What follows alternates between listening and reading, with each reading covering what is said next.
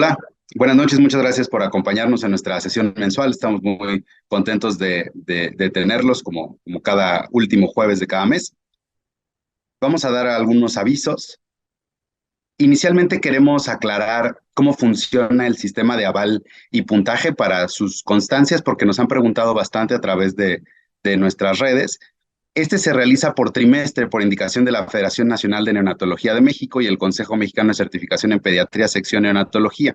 Entonces, cada vez que ustedes entran a los webinars, se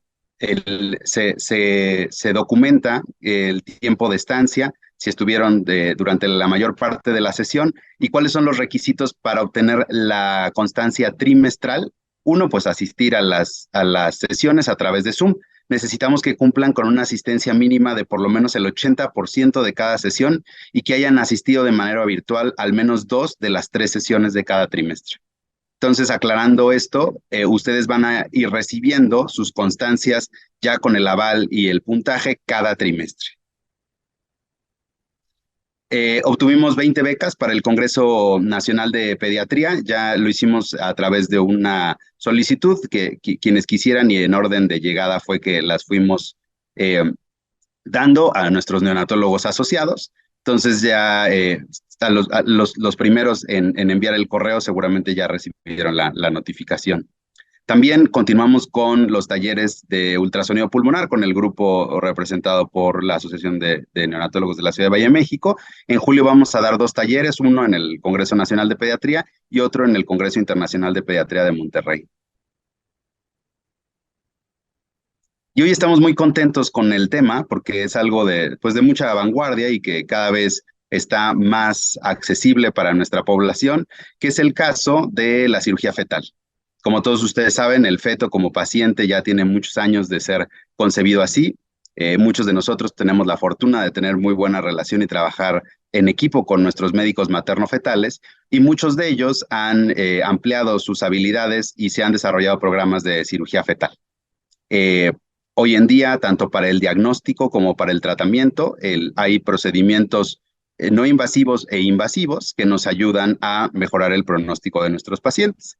Y bueno, cuando estuve en el Hospital Infantil de México, uno de los proyectos que tuve la fortuna de participar fue cuando iniciaron llegando pacientes con hernia diafragmática que habían sido operados de oclusión traqueal.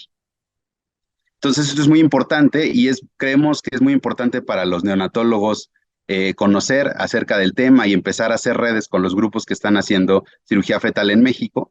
Esto es un trabajo en equipo que incluye a muchísima gente. Inicialmente, pues es todo el tratamiento de los médicos materno-fetales y los cirujanos fetales, quienes hacen el diagnóstico y determinan qué bebés se pueden beneficiar de estas cirugías. También nosotros como neonatólogos tenemos que estar al tanto de qué hay en la literatura y cuál es la población susceptible a ser intervenida. Debemos de tener una comunicación estrecha y generalmente tener una presentación donde haya un equipo multidisciplinario que se va a encargar de recibir y trasladar este bebé a la UCIN. De esa manera se tiene que planear la atención en la sala de partos y después trasladarse a la unidad de cuidados intensivos. Acá hay una foto del programa en el Hospital Infantil de México y vean toda la gente que está involucrada. Y nosotros como neonatólogos, pues es muy importante estar al tanto de cuál es el procedimiento que se realizó en este feto, ahora neonato, nuestro paciente, cuáles son los riesgos, qué tenemos que planear y tener preparado. Tienen que ser reanimaciones avanzadas con hasta 5 o más personas listas con tareas específicas y pues es un manejo protocolizado, es multidisciplinario donde tiene que haber mucha gente involucrada, cirugía pediátrica, neonatología, cardiología, valoración hemodinámica, ultrasonido, terapia respiratoria, patología perinatal y también es algo que da pie a el trabajo interinstitucional. Y el común denominador, pues, es la comunicación que debe de haber entre todos los miembros del equipo para tratar de mejorar el desenlace de nuestros pacientes. Por lo tanto, la doctora Adoración Morales, nuestra secretaria y que está llevando la división de neonatología en La Raza, pues a partir de que empezaron también ellos con su programa de cirugía fetal, fue que ideó y coordinó esta sesión que vamos a disfrutar el día de hoy. Hoy vamos a hablar de intervenciones y resultados en cirugía fetal con el doctor David Basurto Díaz y con el doctor Antonio Eluemena, que nos van a platicar de qué se está realizando hoy en día en México y de dos programas en diferentes instituciones donde se está empezando a recibir y a manejar estos pacientes. Muchas gracias por estar con nosotros y nos conectamos al final para preguntas y respuestas.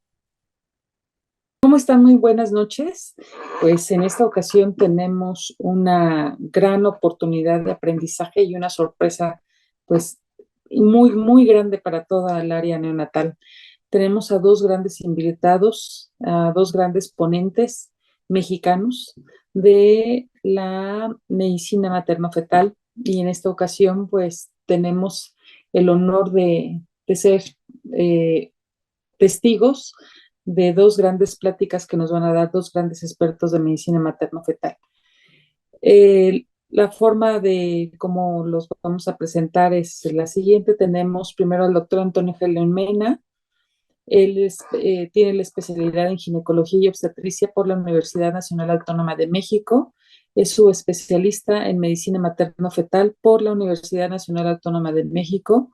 Fellowship en cirugía fetal realizado en medicina fetal México, director de la sede de la Ciudad de México de Medicina Fetal México, jefe de servicio de medicina materno-fetal en la unidad de alta especialidad Hospital de Gineco-Obstetricia número 3, Centro Médico Nacional La Raza, cirujano fetal en el Centro Médico Nacional del Instituto Mexicano del Seguro Social, es socio fundador de Cuidar, Clínica de Medicina Materno-Fetal, profesor titular de la especialidad de rama de Medicina Materno-Fetal en la UMAE, Hospital de Gineco-Obstetricia número 3 del Centro Médico Nacional La Raza, certificado por la Fetal Medicine Foundation of London y miembro de la Sociedad Internacional de Ultrasonido en Ginecología y Obstetricia.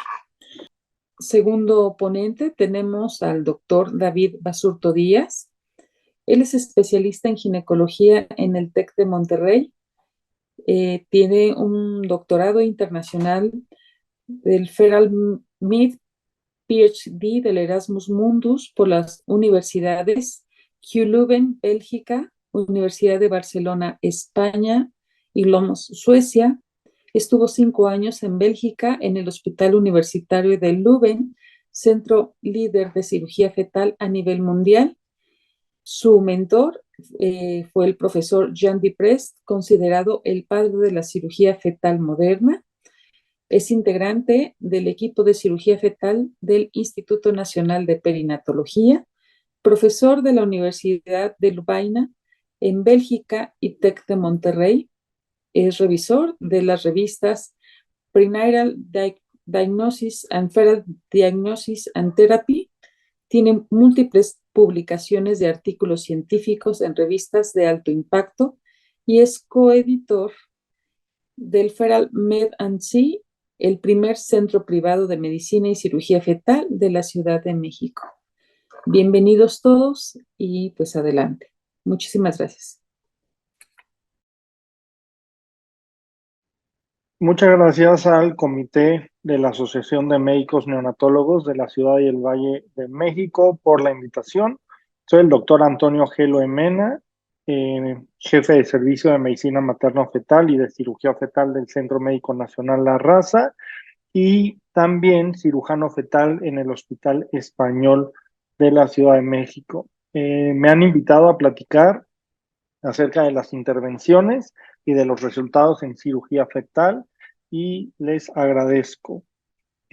Pues nada, podría empezar yo la plática mostrando fotos de estos hermosos bebés sonrientes que dan paz y que dan alegría. Que les digo a ustedes que son neonatólogos, les podría enseñar a estas nenas. Una de ellas se llama Paula y una se llama Romina. Son muy bonitas y están bastante sanas.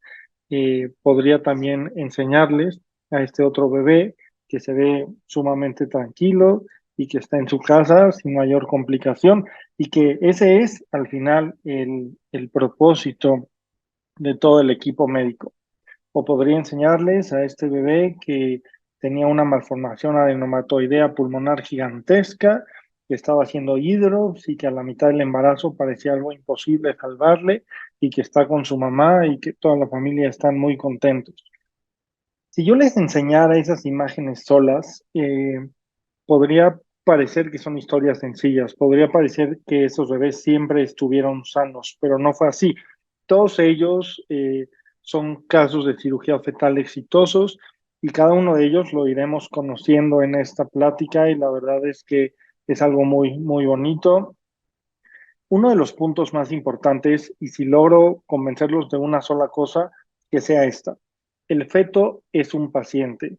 Hay que tratar al feto como paciente y por lo tanto, si es un paciente, es susceptible de enfermarse y es susceptible de requerir cirugía, así como un adulto puede necesitarla para curarse.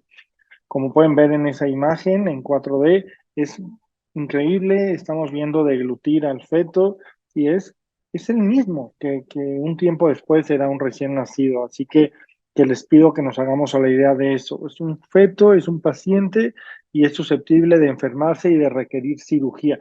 Respecto a la cirugía fetal, rápidamente, la primera intervención fetal se realizó en 1963 y fue una transfusión intrauterina para un feto con anemia. Después pasó muchísimo tiempo porque la verdad es que requiere una destreza importante, requiere equipos de ultrasonido, muchas cosas. Y 20 años después en Estados Unidos principalmente empezaron a realizar histerotomías.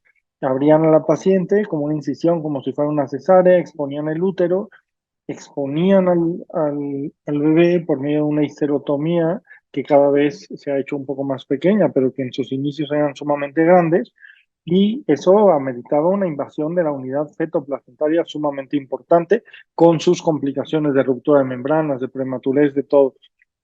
Debe quedar claro que la cirugía fetal debe ser únicamente para condiciones que no pueden esperar al nacimiento y condiciones que ponen en riesgo o la función de algún órgano importante o evidentemente la vida.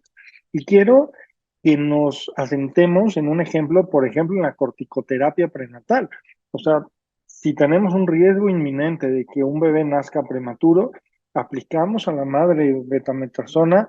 ¿Para qué? Para que le llegue al feto y para que tenga un beneficio esta corticoterapia prenatal. Pues entonces sí, o sea, los fetos son susceptibles de ser tratados y así como aplico un medicamento para que le llegue a este feto, también puedo realizar una cirugía para ayudarle a estar mejor.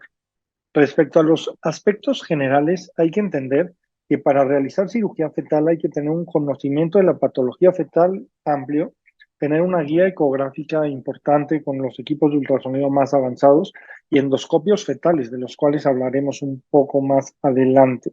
Conocimientos y destrezas avanzados que se adquieren en un entrenamiento de cirugía fetal y como la prevalencia es relativamente baja, que en realidad en los centros de cirugía recibimos casos todos los días, hay pocos centros de cirugía especializados en el mundo. Por país hay uno, dos, máximo tres centros de cirugía en los que se tenga cierta experiencia. Y es importante, por lo tanto, continuar con el entrenamiento de los médicos en cirugía fetal y poder estar disponibles y darle esta opción a las pacientes. ¿Cómo se realiza la cirugía fetal? Bueno, se realiza actualmente, en lugar de hacer una histerotomía y una gran entrada, por un único puerto de entrada. Son cirugías percutáneas en su mayoría. El líquido amniótico, si es que se pierde, se va reemplazando. Son guiadas por ecografía y se utilizan endoscopios de fibra óptica de 1 a 2 milímetros, sumamente pequeños. Todo esto va mejorando los resultados y todo esto, aunado a la experiencia y al instrumental cada vez más avanzado, nos da mejores resultados cada vez. ¿Cuáles son las principales indicaciones? Y pondremos ejemplos de casos de cada una de ellas. El síndrome de transfusión feto-fetal es la más frecuente de todos, de los embarazos monocoriales, las restricciones selectivas, los TRAP, todos estos complicaciones del monocorial. Las hernias diafragmáticas son sumamente importantes porque la sobrevida mejora de manera importante, ¿no? No llegamos a un porcentaje tan alto, pero mejora mucho. Las megavejigas, las masas pulmonares, las obstrucciones aéreas. Iremos poniendo ejemplos de algunos de ellos. Una de las patologías que son susceptibles a tratamiento por medio de la cirugía fetal es la espina bífida.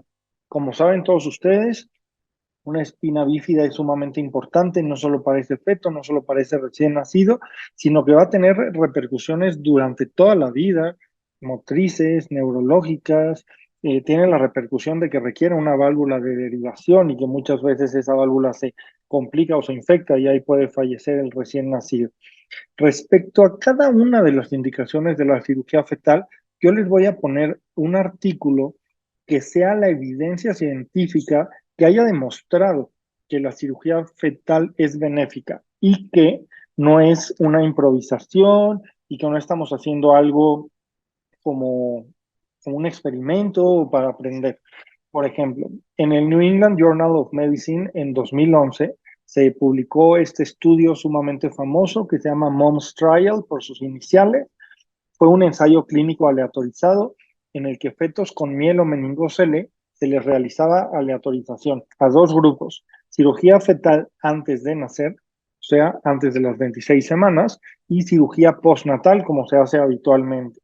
El tamaño de la muestra era de 200 pacientes y los outcomes primarios, los resultados primarios, eran sobrevida, necesidad de válvula de derivación a los 12 meses, sumamente importante por las complicaciones y el desarrollo de hidrocefalia, y desarrollo neurológico y de la función motora a los 30 meses.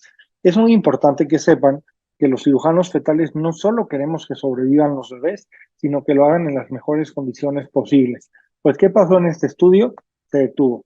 Se detuvo el estudio por la superioridad de la cirugía fetal. Fue demasiado superior y ya no era ético continuar con el estudio. Se detuvo cuando iban 158 pacientes. ¿Qué pasó? Que tenía significancia estadística para que si la cirugía era fetal, requiriera con mucha menor probabilidad la colocación de una derivación ventrículo peritoneal. El test de Bailey tenía mejores resultados y también los test motores de Peabody, es decir, menos derivaciones, mejor resultado neurológico y mejor resultado motor.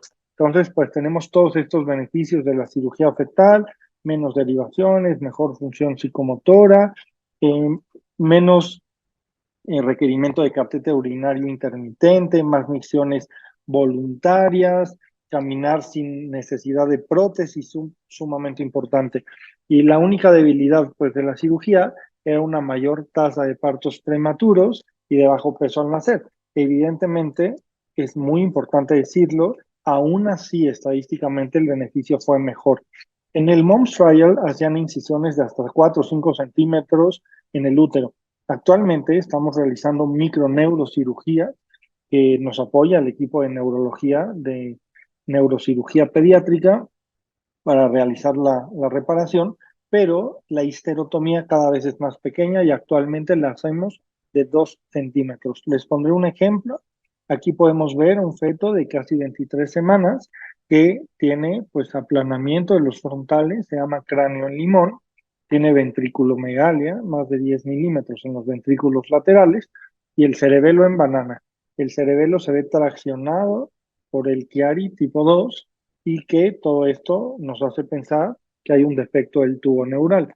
Este es un caso sumamente importante porque le encontramos un doble defecto. Tenía un defecto en L3 a S1 y otro defecto de T3 a T6. Es muy importante decir que decidimos que podía ser candidato a cirugía fetal porque movía perfectamente bien las piernas. Su nivel anatómico es una cosa, pero el nivel funcional, que también lo evaluamos antes de la cirugía, era de S1, movía excelente las piernas. Razón por la cual realizamos una microneurocirugía. Aquí pueden ver el útero completamente expuesto. Por medio de esta cánula metemos para reponer el líquido amniótico y el equipo de neurocirugía, nosotros le vamos acomodando al feto a lo largo del defecto del tubo neural y en este caso en específico de los dos defectos. Hubo que hacer una rotación para reparar uno y luego el otro. Publicamos en el Congreso de ISUOG del año pasado que era posible realizar una microneurocirugía intrauterina para un doble defecto del tubo neural y este es el primer caso reportado en la literatura internacional. Esta cirugía La hicimos en conjunto con el doctor Rogelio Cruz Martínez. Y bueno, les quiero mostrar, sin muchas más palabras, eh, los resultados de esta cirugía. Actualmente tenemos una marcha sin ningún tipo de aparato ortopédico. Por supuesto que se necesitan terapias neonatales, fisioterapias, pero el resultado es extraordinario y no solo el motor, sino el neurológico y sin la necesidad de una derivación ventrículo-peritoneal. De este tipo de cirugías actualmente entre el Centro Médico Nacional La Raza y el Hospital Español, donde realizamos nuestra práctica privada, llevamos 7 casos de microneurocirugías, teniendo estos resultados, los cuales han sido buenos. Eh, Hay que entender que algunos nacen un poco antes, por ejemplo, este primer caso a las 32 semanas, pero que también tenemos casos de 36 semanas con 6 días y únicamente un caso ha necesitado la derivación ventrículo-peritoneal, la colocación del catéter. Y este último caso es reciente, lo operamos la semana pasada y todavía no nace. Y bueno, como podían ver en la imagen previa, nace con la cicatriz de la cirugía, pero perfectamente bien cerrado, por lo que ya no requiere cirugía postnatal. Este otro caso también es sumamente importante, es un encefalocele occipital. Eh, Quiero decirles que evidentemente no todos los encefaloceles serían candidatos, igual que no todos los mielos. Todas las patologías fetales hay que elegir muy bien los casos.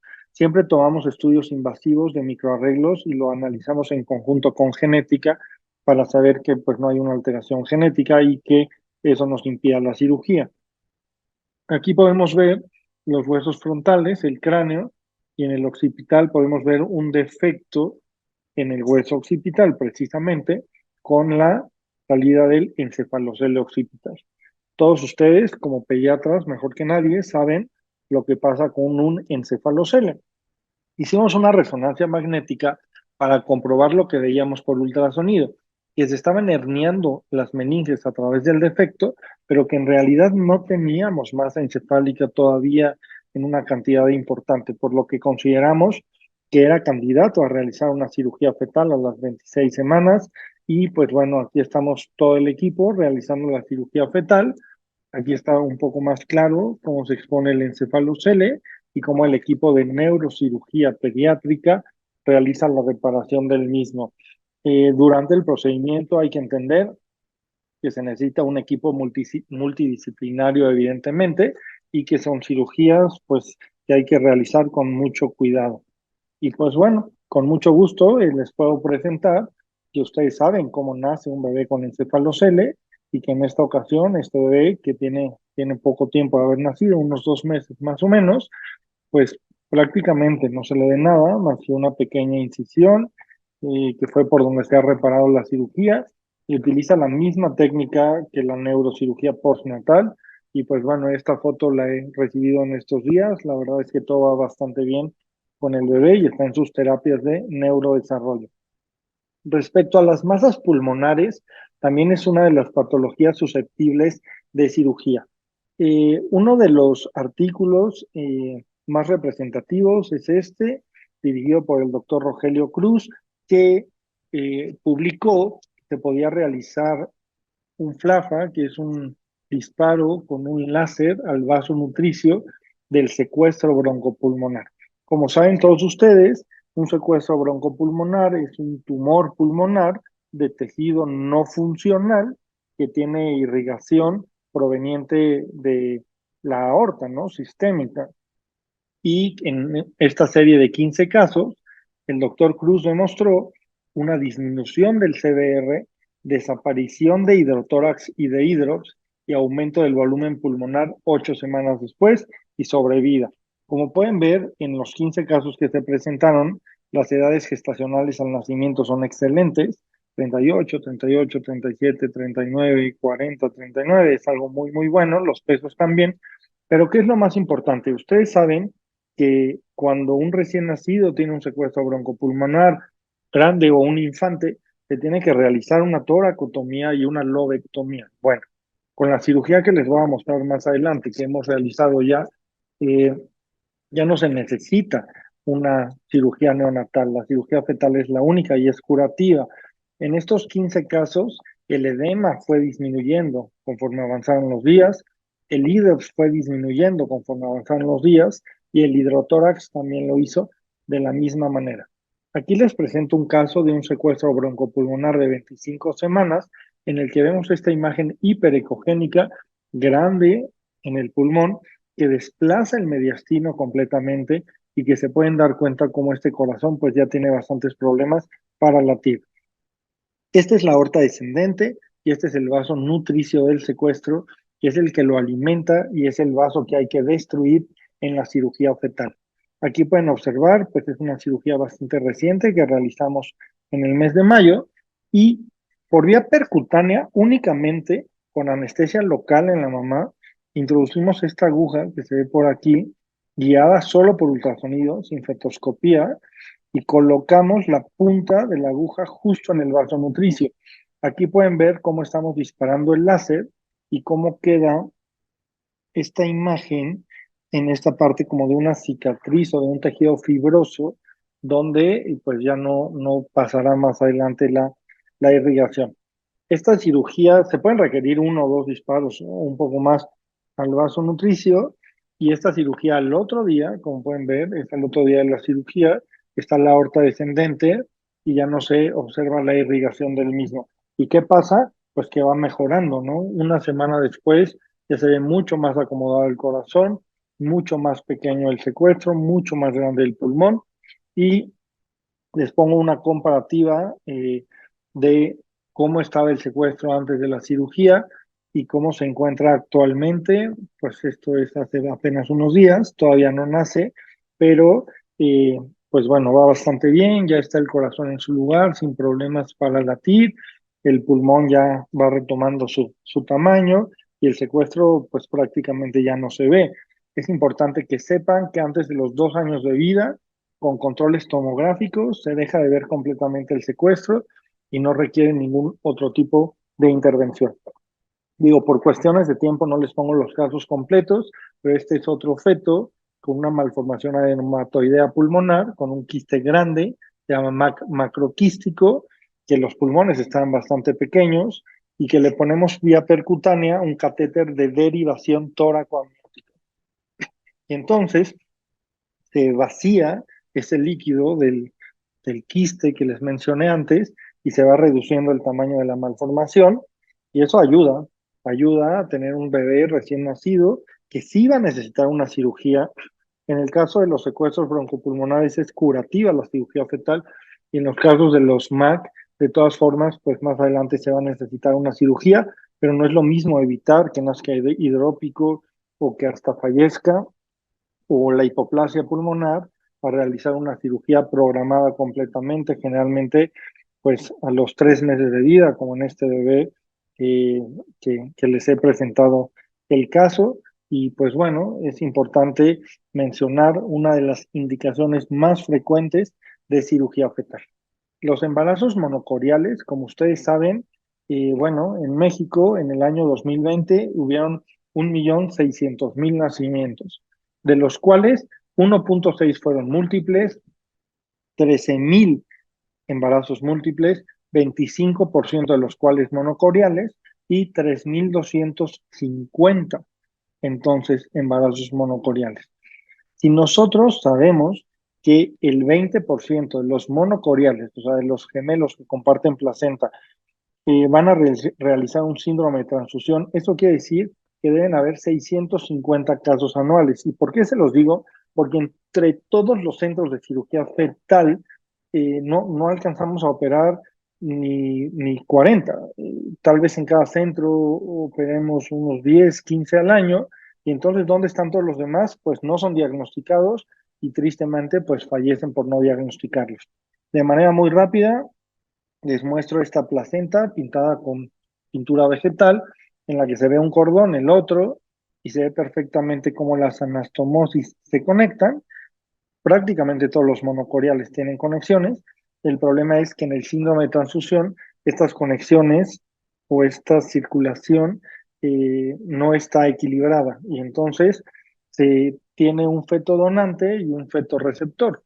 hay una transfusión desequilibrada de forma crónica y este bebé le manda todo el tiempo a su hermano sangre, entonces este tiene poco volumen, hipovolemia, activa renina, angiotensina, aldosterona, deja de orinar, o no tiene sangre, muchas veces se queda pequeño, no siempre, y el otro, el receptor, tiene demasiada sangre y evidentemente eso no es bueno, hace hipervolemia, activa los péptidos natriuréticos, orina demasiado y entonces hace polidráneos y también hace insuficiencia cardíaca. En el 2004 se publicó este estudio del Eurofetus, que fue un ensayo aleatorizado entre la cirugía láser y la amniorreducción. Cuando tenemos un síndrome de transfusión, a partir del Quintero 2, que es una clasificación de gravedad, prácticamente no sobreviviría en ningún caso si no hacemos algo. Entonces se comparó el solo estar sacando líquido de manera secuencial, o sea, varias veces, contra la cirugía láser aleatorizado en 142 pacientes y se comparó la sobrevida y el hecho de que sobrevivieran vivos y libres de complicaciones neurológicas. En esta tabla podemos ver cómo tuvimos significancia estadística para la sobrevida a los 6 meses y cómo tuvimos significancia estadística para que estuvieran vivos y libres de complicaciones neurológicas a los 6 meses. En ese estudio y en muchísimos otros se ha demostrado que el láser placentario es el tratamiento de elección, el gold estándar para tratar el síndrome de transfusión. Y este gold estándar, este láser placentario, nos da una probabilidad de sobrevida de por lo menos un gemelo del 90% y de los dos gemelos cerca del 60%, que van estos porcentajes a casi un cero si no hacemos nada. Les presento este caso de un síndrome de transfusión de un gemelar de 30 semanas, que mucha gente podría decir, bueno, pues ya mejor que nazca. Uno de ellos pesaba 1,2 kg, el otro 800, pero bueno, es que hay que entender que no solo son unos bebés prematuros de 30 semanas y que no solo pesaban 1,2 kg y 800, sino que están enfermos. O sea, este bebé, que es el receptor, tiene un polidramnios y este, que es el donante, fíjense cómo solo tiene esta esquinita de líquido, prácticamente no tiene nada, ¿no? 13 centímetros contra 1 centímetro apenas, es un síndrome de transfusión. En el donante ya no se observa la vejiga, el Doppler alterado en ambos, y pues evidentemente una discordancia de líquidos que va a ser bastante clara en el abdomen de ambos fetos, con 30% de discordancia, por lo que tenemos dos diagnósticos, síndrome de transfusión y restricción selectiva. El gemelo A tiene una arteria umbilical que observamos aquí, la cerebral media, y el ducto venoso es el punto más importante del receptor. ¿Por qué?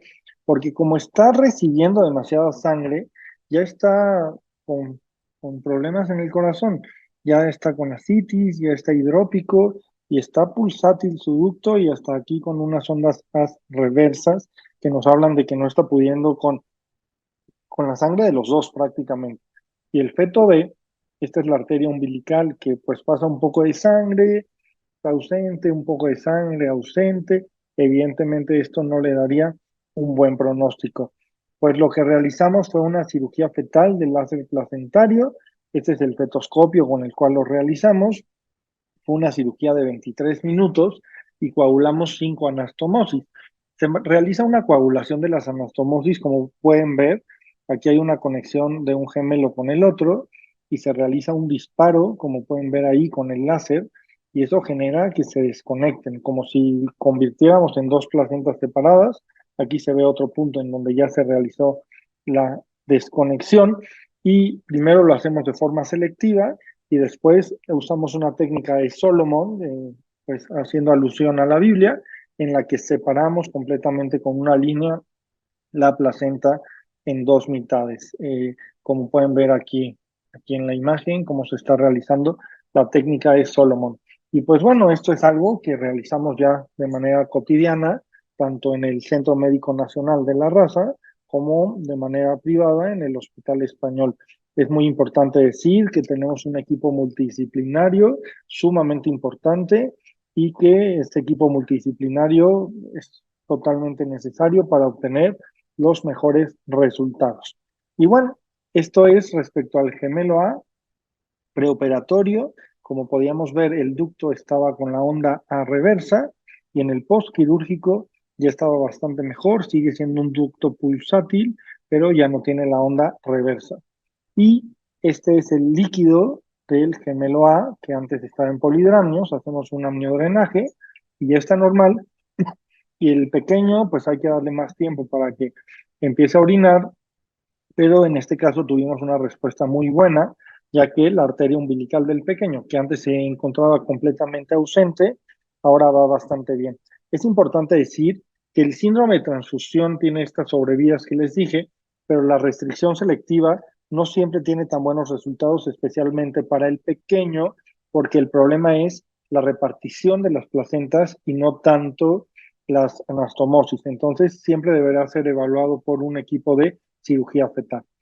Y bueno, de nuevo, para hablar de los resultados, me parece que no hay mejor manera que esto. Estas niñas que vieron al principio de la presentación y que nacieron bien grandes, nacieron de 36 semanas y que gracias al equipo de neonatología tuvimos excelentes resultados con ellas.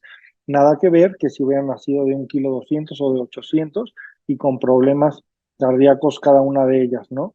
Actualmente llevamos 9 casos al respecto con sobrevidas bastante similares a la literatura internacional, de 88% de sobrevida del receptor y 66% del donante. Es muy importante entender que no son 100%, que tienen riesgos de rupturas de membranas, pero que las edades gestacionales a las cuales han nacido han sido buenas y que seguramente con la experiencia irán mejorando también.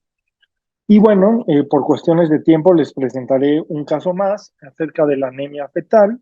Recibimos a un bebé de 25 semanas, pesando 410 gramos, ¿no? Y, y este bebé tenía un derrame pericárdico, no se sabía bien por qué cuando nos la mandaron, y pues revisándolo bien, realizamos la medición de la arteria cerebral media. La arteria cerebral media es un indicador, nos dice si tiene o no tiene, es una forma de detectar anemia fetal. Eh, Nosotros utilizamos múltiplos de la mediana para determinar si está normal o no, y en este caso, a las 25 semanas tenía una velocidad de la cerebral media de 70 centímetros sobre segundo. De manera muy sencilla les explico, si medimos la velocidad de la cerebral media y esta va demasiado rápido es porque la sangre está muy líquida y la sangre normal tiene viscosidad por los eritrocitos y entonces da una velocidad normal. Y entonces esto pues lo metemos en unas calculadoras y tenemos 71 centímetros sobre segundo, que representa 2,1 múltiplos de la mediana, que es anemia fetal severa.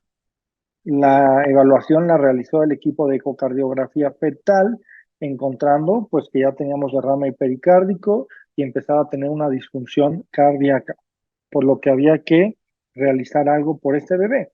Ustedes saben que un bebé que pesa apenas 400 gramos y que nazca con este corazón seguramente no le irá demasiado bien. Por eso es que realizamos pues una transfusión intrauterina.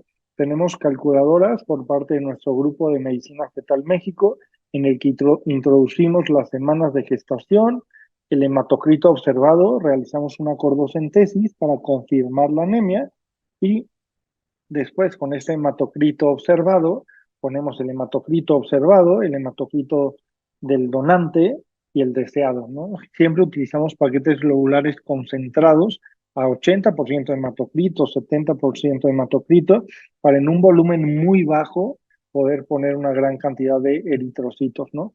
Y posterior al cálculo, nos ha salido un volumen a transfundir de 42 mililitros y exactamente eso fue lo que realizamos.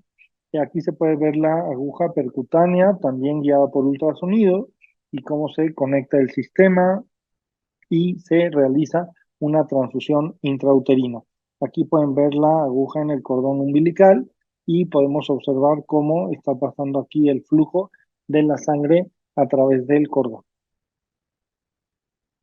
Y bueno, terminando la cirugía, un día después, en lugar de tener 70 de velocidad, ya teníamos una velocidad de 40, que es completamente normal, 1,2 múltiplos de la mediana, no anemia.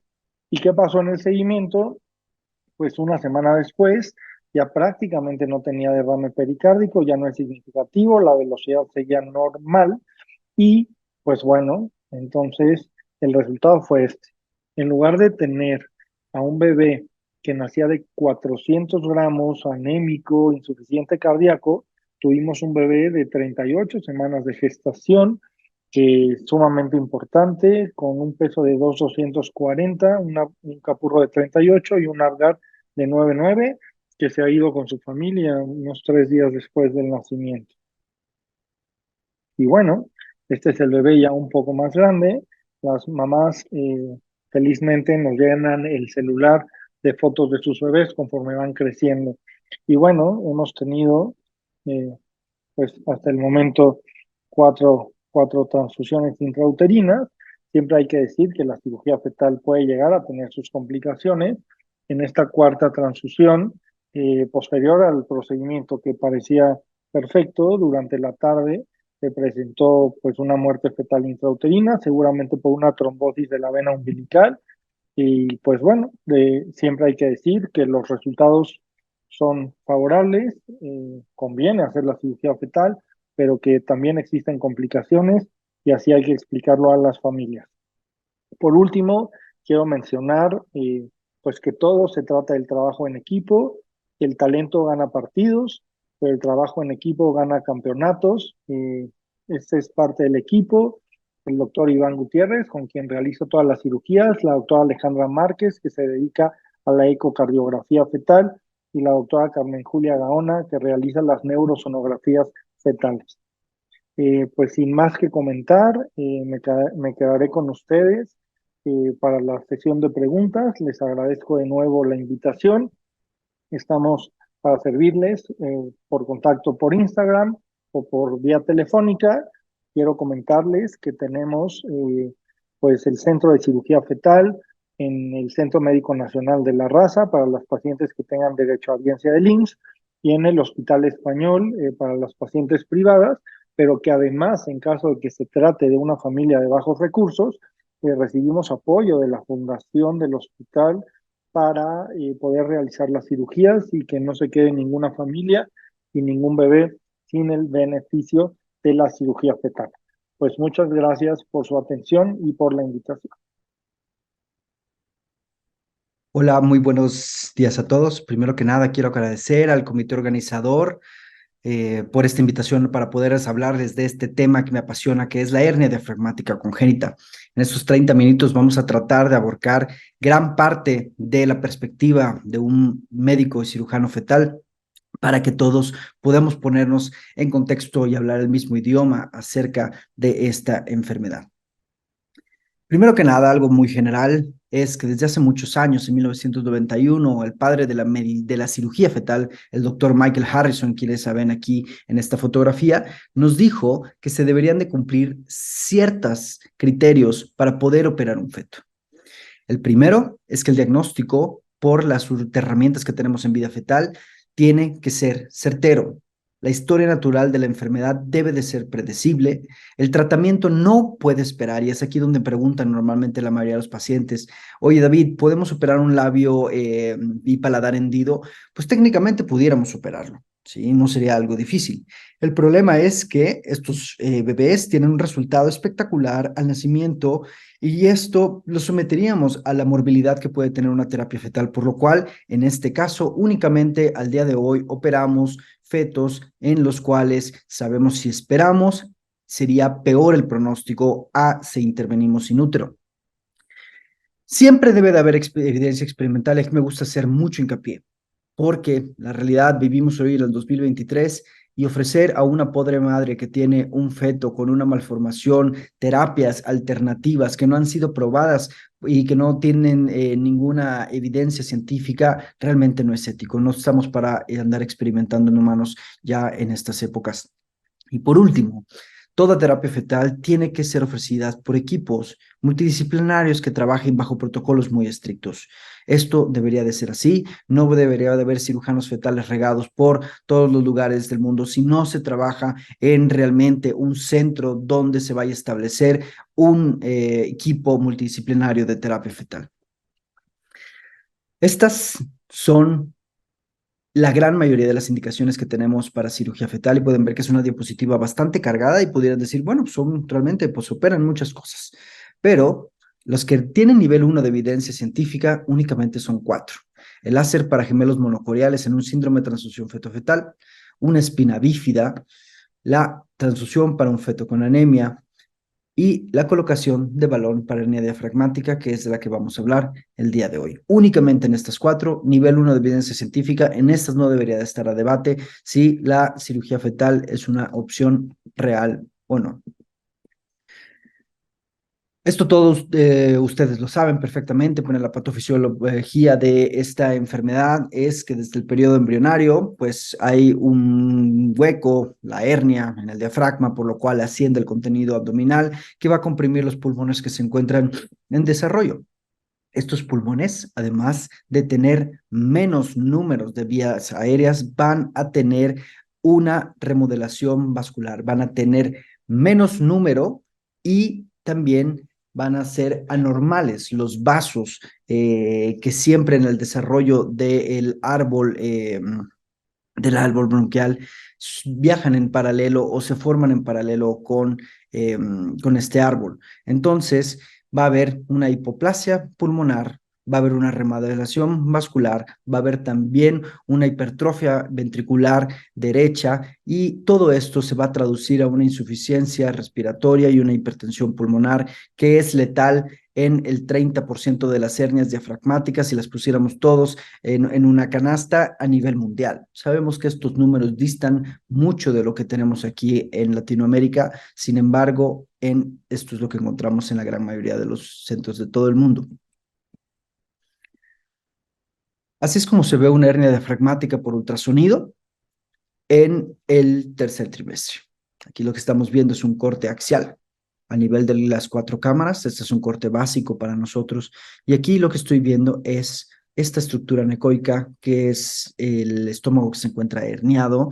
Y cuando vemos esto, sabemos que la porción de enfrente al estómago va a ser el hígado, que también se encuentra herniado. En este caso, juntando todos estos hallazgos, sería una hernia diafragmática izquierda que está desplazando el pulmón a la derecha. Este es el pulmón del lado derecho. El pulmón del lado izquierdo no se vería. El problema es cuando no vemos la burbuja gástrica, ¿sí? Cuando vemos una imagen nuevamente, 4 cámaras, aquí estoy haciendo un barrido, en un caso como este.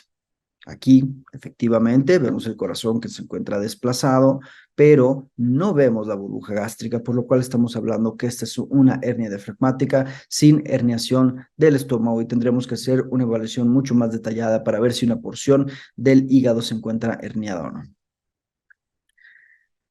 En el periodo prenatal, en países que tienen una estructura de ultrasonidos avanzados, bien estandarizados, se detectan 2 de cada 3 hernias, pero pueden ver que 1 de cada 3, a pesar de todo, no se va a poder detectar en vida fetal. Y esto es un problema de la vida real. Obviamente estos números en México no son ni por mucho se le acercan a estos que les estoy dando. Hay un subdiagnóstico y la gran mayoría de las hernias diafragmáticas llegan ya y son diagnosticadas al nacimiento.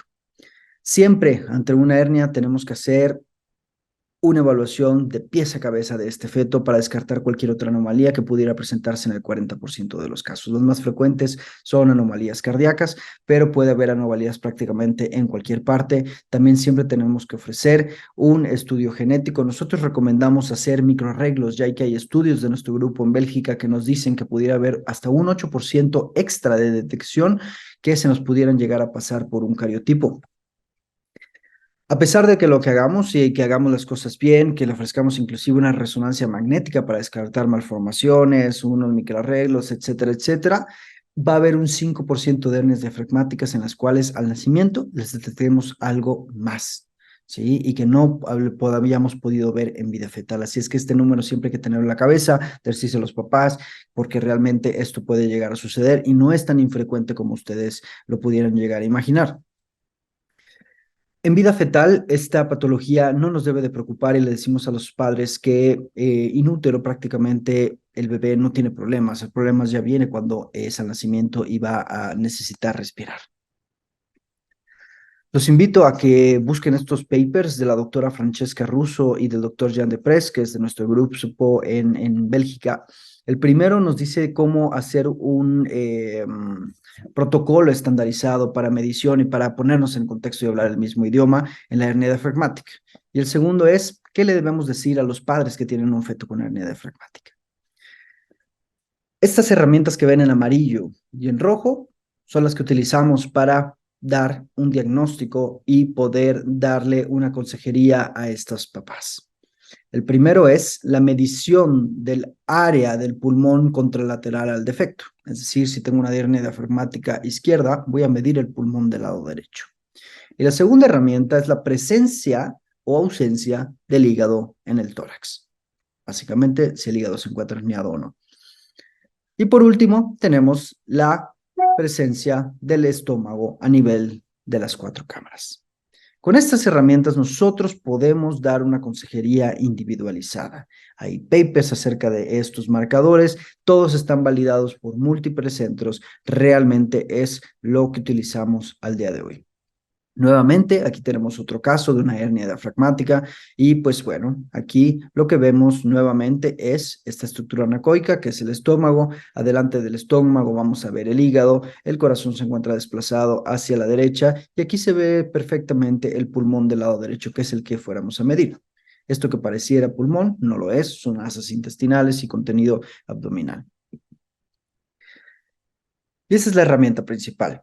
El Observed Expected Lung to Head Ratio o ratio cabeza-pulmón, en el cual, nuevamente en un esquema, así es como se ve, corte axial a nivel de las 4 cámaras, tenemos que medir el pulmón contralateral a la hernia y luego dividirlo por la circunferencia cefálica.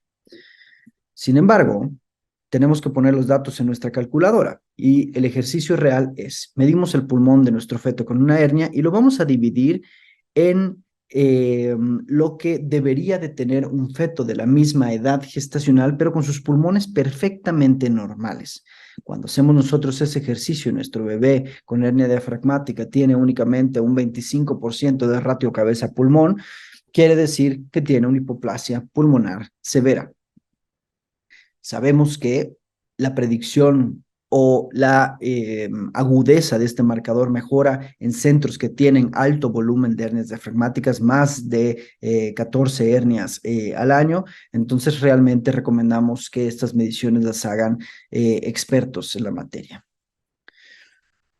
Debido a que en una imagen 2D pudiera parecer poco intuitivo predecir realmente de qué tamaño es un pulmón, porque puede haber pulmones que sean más anchos, puede haber pulmones que sean más alargados. Se intenta realizar mediciones de todo el volumen pulmonar por medio de una resonancia magnética. Sin embargo, esta herramienta no ha demostrado ser superior al ultrasonido y nosotros recomendamos que sea realmente la consejería basada en el ultrasonido, ya que es más fácil encontrar un experto en medicina fetal que pueda realizar estas mediciones a encontrar un radiólogo especialista en fetos que pueda realizar una volumetría. Es mucho más complejo. Esto es únicamente para que vean que el ratio cabeza-pulmón funciona, ¿sí? A mayor número de pulmón, ¿sí? De un 25% de área pulmonar, de 26 a 45, mayor a 45, va a disminuir el uso de parche, va a disminuir la necesidad de oxígeno a los 28 días, va a disminuir la necesidad de ventilación, de alimentación enteral y los días de terapia intensiva neonatal. Esto suena lógico. Entre más pulmón tenemos, menos complicaciones deberíamos de tener. Y la herramienta así es y funciona. La hipertensión pulmonar va a disminuir cuando aumenta el tamaño pulmonar, pero realmente no sirve esta herramienta para predecir qué feto sí y qué feto no tiene este marcador alterado y va a desarrollar hipertensión pulmonar en el periodo neonatal. Estamos todavía en pañales. Esa es una de las enfoques que tenemos en al día de hoy para poder desarrollar nuevas investigaciones, porque sabemos que esta es la principal problemática que tenemos al día de hoy, la insuficiencia, la hipertensión pulmonar refractaria al tratamiento. Este es el algoritmo de predicción en el cual basamos nuestra consejería. Van a poder ver en el eje de la X, el tamaño pulmonar. Menos de 15, de 15 a 25, 26 a 35, 36, 45 y 46 y más.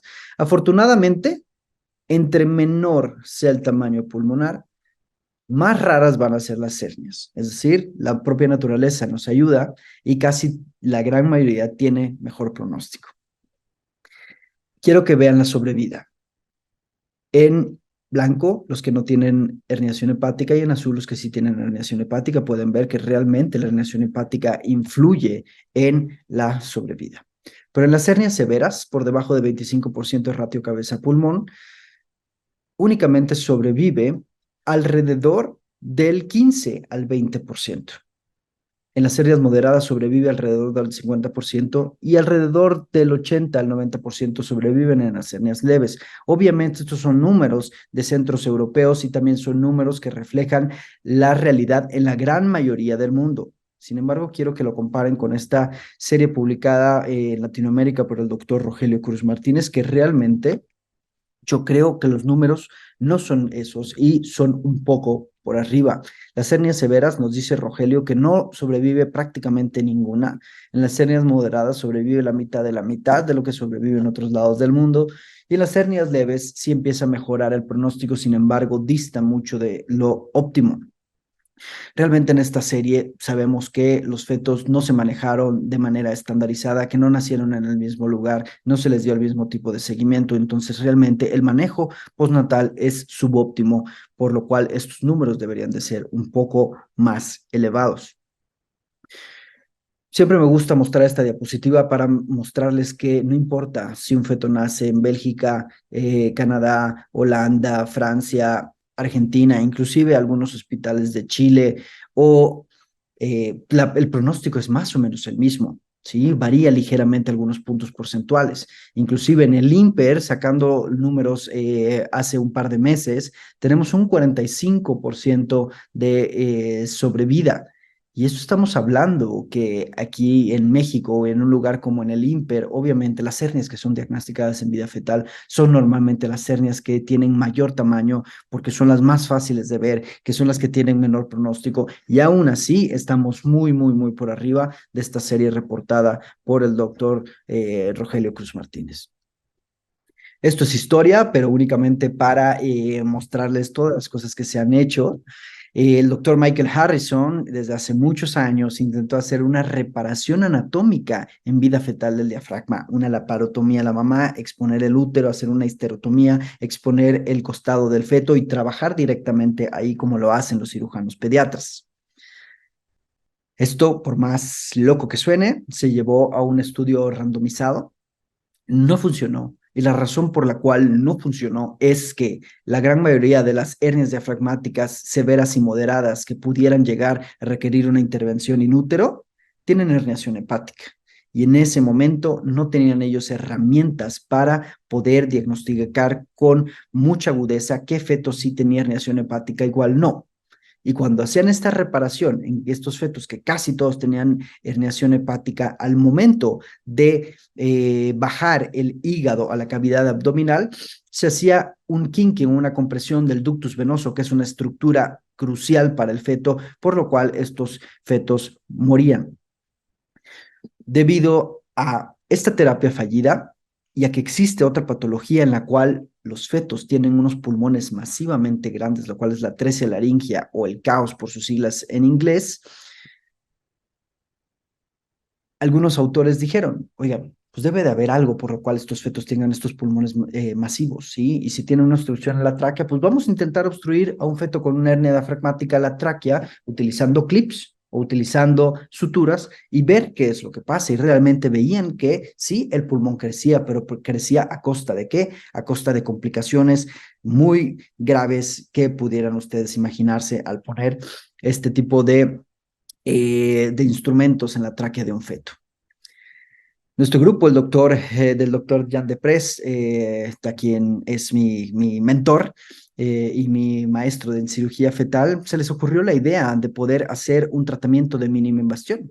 ¿sí? Se hicieron experimentos en ovejas en los cuales a través de un endoscopio se hacía una intubación a la oveja y se liberaba un pequeño balón de látex para poder ocluir la tráquea. Y como los pulmones en vida fetal siempre producen líquido, este líquido que se va a encontrar atrapado por debajo del pulmón va a hacer que los pulmones se expandan, crezcan y por ende mejorar el pronóstico de estos fetos, por lo menos en vida experimental.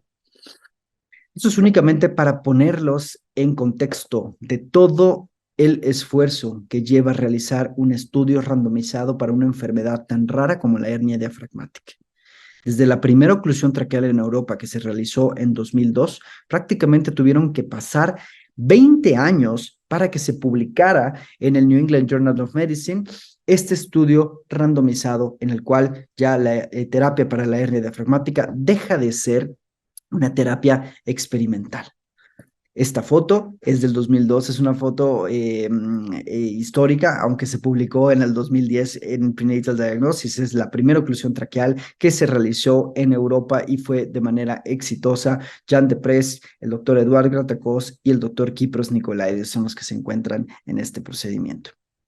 Afortunadamente me tocó estar en esta celebración del trabajo de toda la vida de Jan, en la cual ya se publicaba este paper en el New England Journal of Medicine. Fue un momento bastante emotivo poder disfrutar con él el trabajo de toda una vida. Y esto es lo que hacemos, ¿sí? La terapia en inglés se llama Fetoscopic Endoluminal Tracheal Occlusion o FITO por sus siglas en inglés, pero también en español le decimos oclusión traqueal. Y básicamente es anestesia local a la mamá, una cánula flexible de 3 milímetros, un fetoscopio de 3 milímetros y hacer una intubación, así como lo pueden ver. Avanzamos nuestro fetoscopio, pasamos las cuerdas vocales, avanzamos nuestro catéter que tiene cargado nuestro baloncito y soltamos el balón en la tráquea. Previamente, para que el feto no se mueva y no tenga dolor, administramos un combo intramuscular de rocuronio o pancuronio, fentanilo y atropina. El balón se debe de poner entre las 27 y 29 semanas y se debe siempre retirar a las 34 semanas. Y esto tiene un porqué. El porqué es, hay evidencia experimental que si nosotros dejamos el balón todo el tiempo hasta el nacimiento, más allá de las 34 semanas, vamos a depletar los neumocitos tipo 2, vamos por ende a depletar la producción de factor surfactante, por lo cual impactamos directamente en el pronóstico de este feto y haríamos más daño que beneficio. Por lo cual el balón debe de ser retirado de manera programada a las 34 semanas o en cualquier momento ante cualquier eventualidad como una bolsa rota, trabajo de parto prematuro. Pero hay que retirarlo por lo menos con un intervalo de 24 horas entre el retiro y el nacimiento de manera ideal. Pueden ver que ustedes en la hernia moderada se dice aquí que se pone el balón de manera más tardía. Esto fue únicamente para el diseño del Total Trial. Ahorita vamos a hablar un poco al respecto de eso.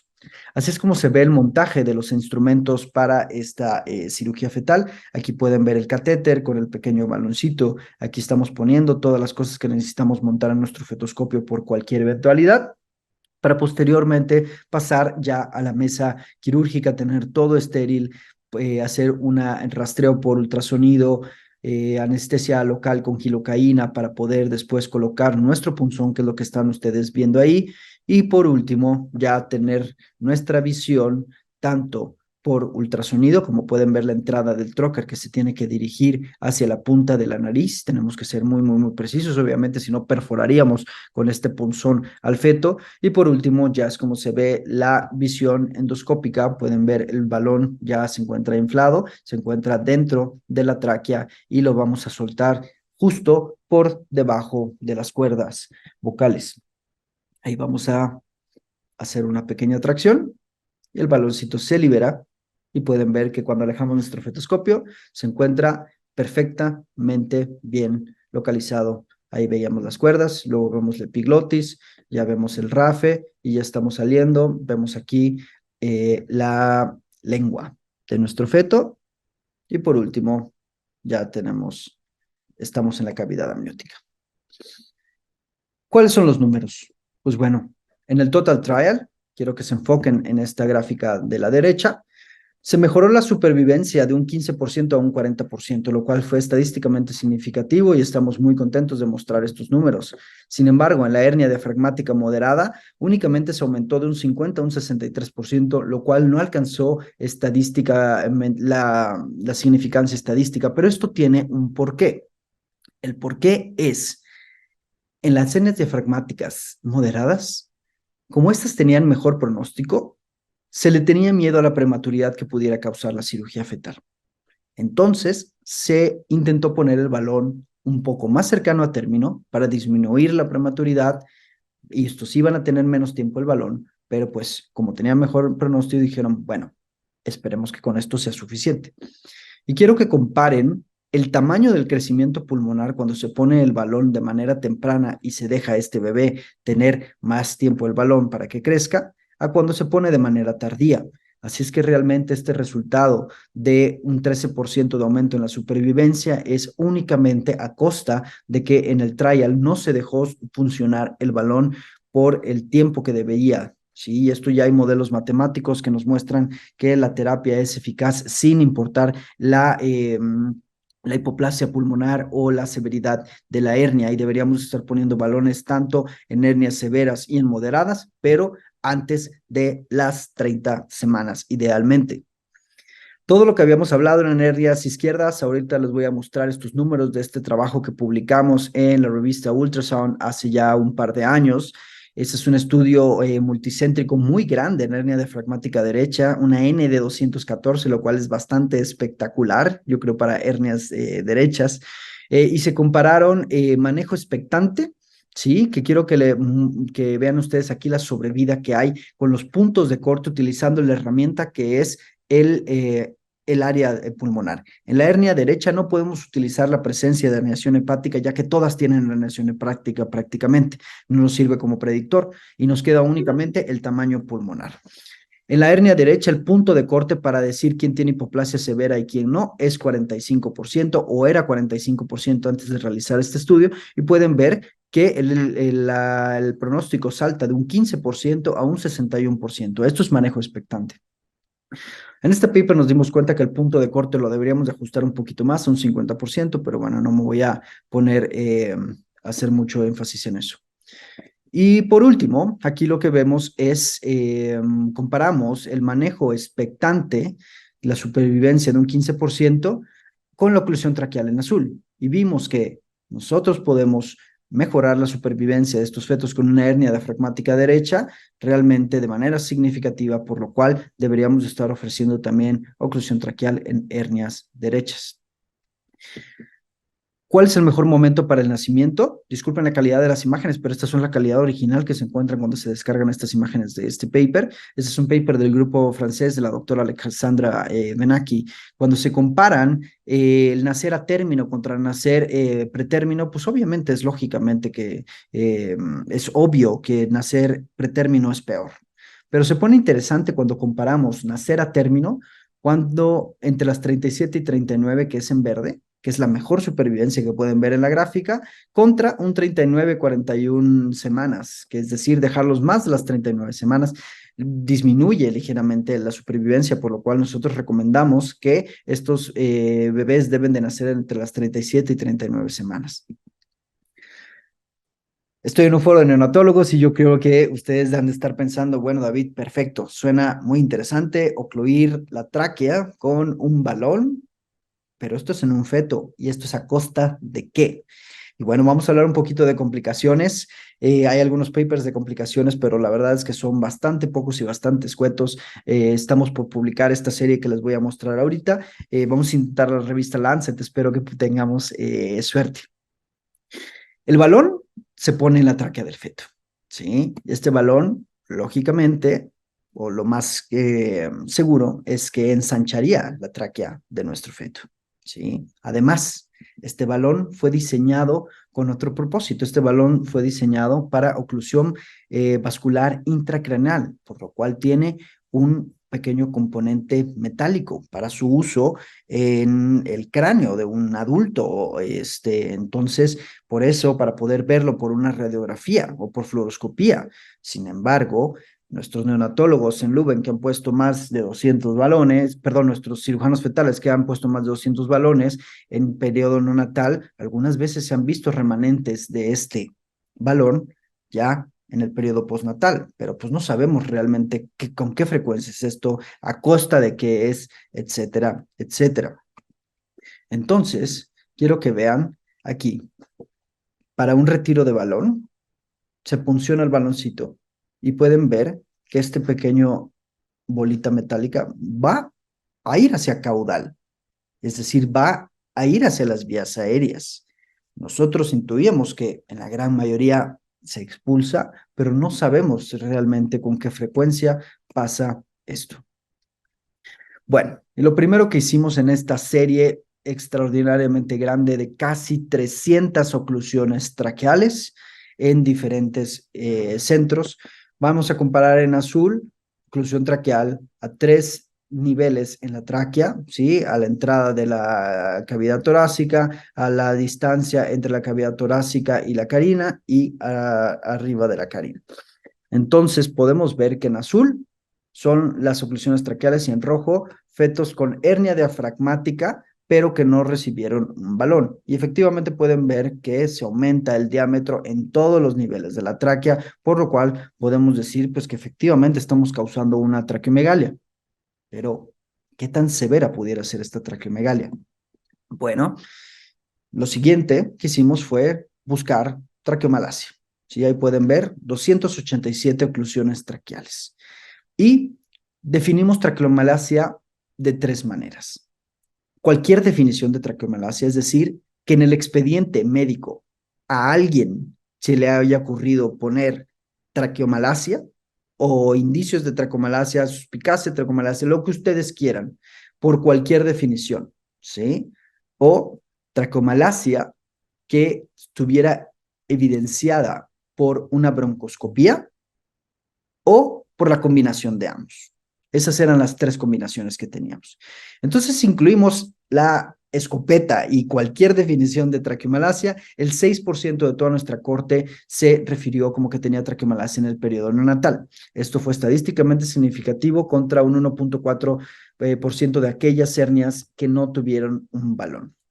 Cuando nos vamos a los números de aquellas hernias que únicamente se referían como traqueomalacia, que fueran sintomáticas, aquí no fue estadísticamente significativo, pero pues ojo, realmente eso únicamente es una falta de poder. Yo creo que si incluyéramos algunas hernias que tuvieran traqueomalacia sintomática, esto ya sería estadísticamente significativo. Bueno, y aquí vamos a tratar de desglosar esto que les estoy mencionando, ¿sí? 6% de la corte tuvo traqueomalacia, por cualquier definición, de los cuales alrededor de 1 de cada 4 fue por estudios de imagen. Les pusieron un broncoscopio y tenían traqueomalacia, pero no tenían síntomas, no tenían absolutamente otra cosa. 1 de cada 5 fue únicamente por síntomas, ¿sí? Tos perruna principalmente es lo que se refiere.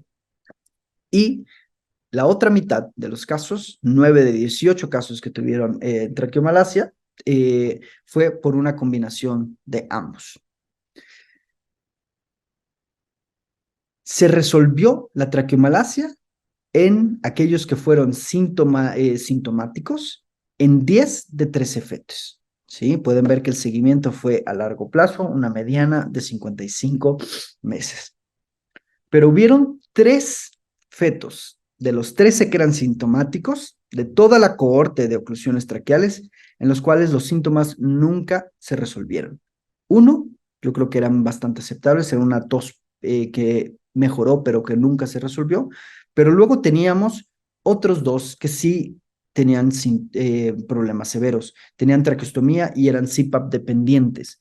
Así es que con esto podríamos concluir que el 1% de toda la cohorte de casi 300 oclusiones traqueales va a tener algún problema debilitante causado por la oclusión traqueal, lo cual considero que es bastante aceptable para una terapia in útero.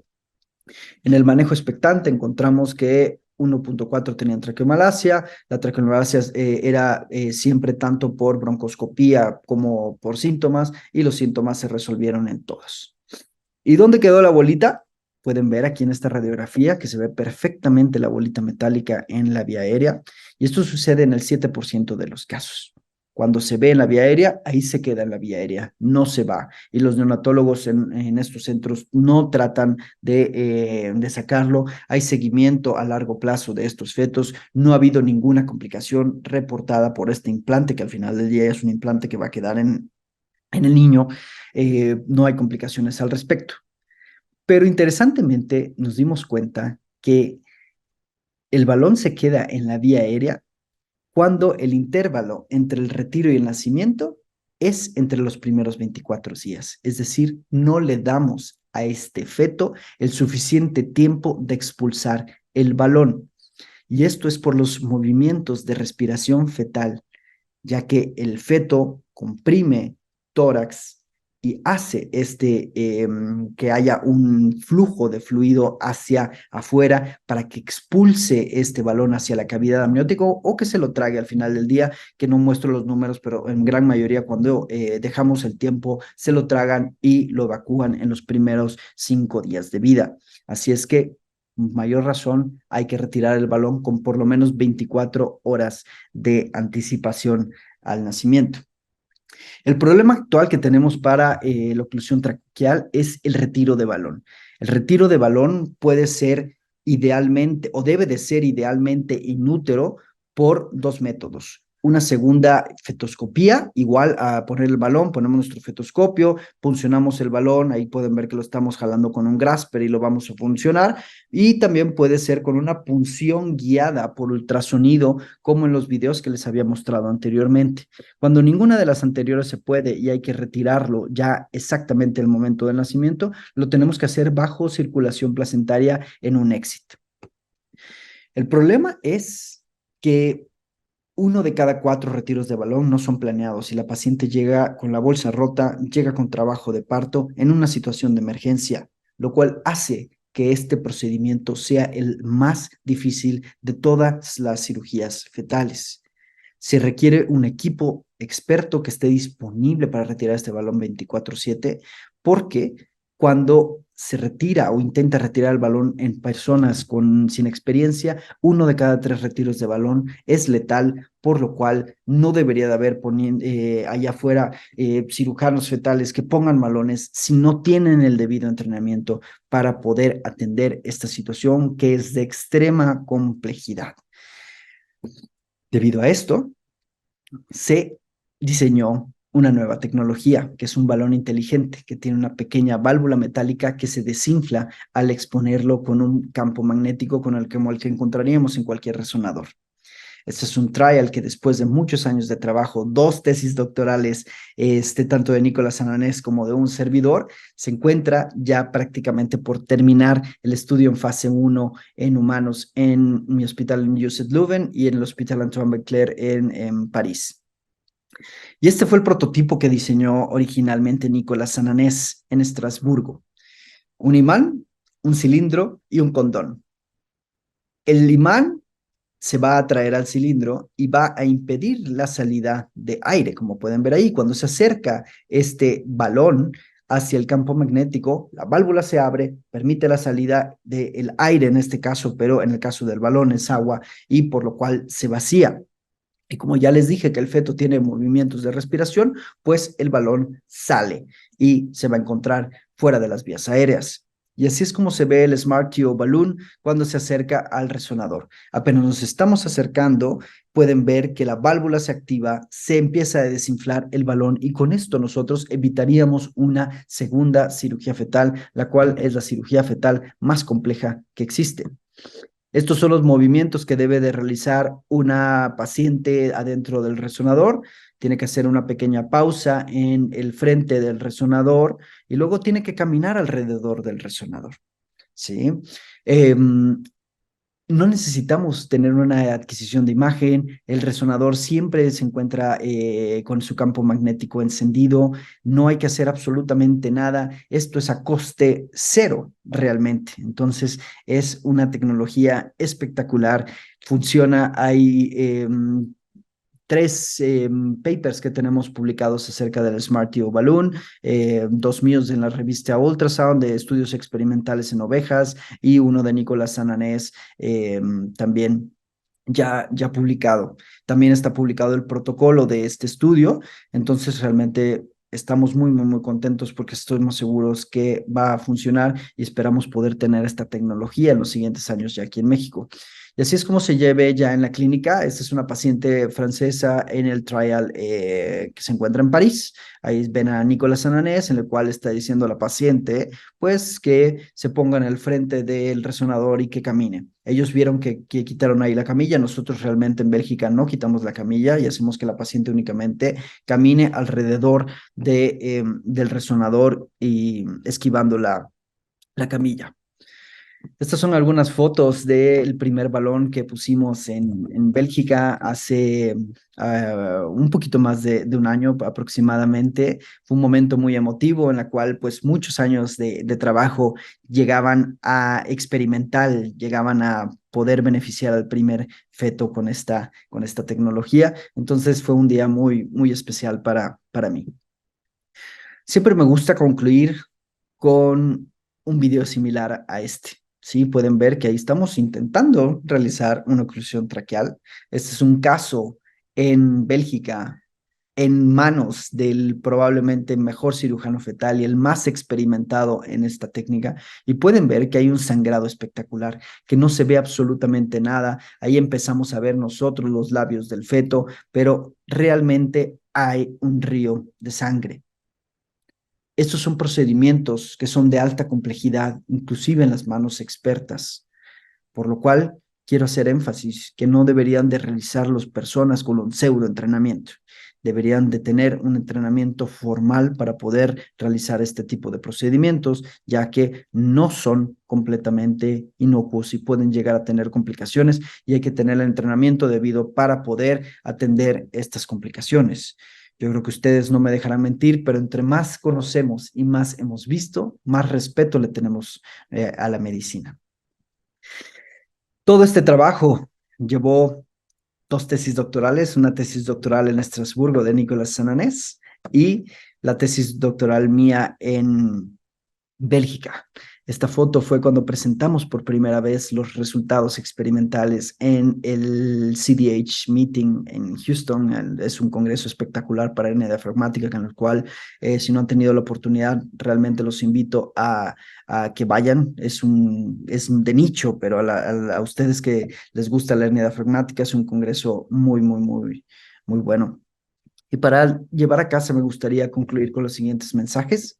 Podemos predecir el resultado perinatal y brindar una consejería individualizada a la paciente. La oclusión traqueal mejora la sobrevida en la hernia izquierda y en la hernia derecha. Traqueomalacia persistente y debilitante es rara, 1% de toda una cohorte de casi 300 oclusiones traqueales, y el manejo postnatal es fundamental. Sin ustedes, neonatólogos, sin un equipo multidisciplinario, la terapia in útero, la terapia fetal, no sirve de nada. Realmente tenemos que ponernos las pilas, hacer manejos postnatales estandarizados, centralizar estos casos que son raros y cuando pasemos esta curva de aprendizaje y estemos teniendo una maquinaria sobre la marcha, realmente vamos a mejorar el pronóstico de estos bebés, que es realmente lo que necesitamos tratar de ayudar a estos pacientes para que se deje de considerar a la hernia diafragmática como una enfermedad letal, por lo menos en Latinoamérica, que estoy seguro que no en todos los hospitales y que muchos de ustedes tienen casos de éxitos de hernias diafragmáticas. Muchas gracias. Aquí les dejo mi WhatsApp.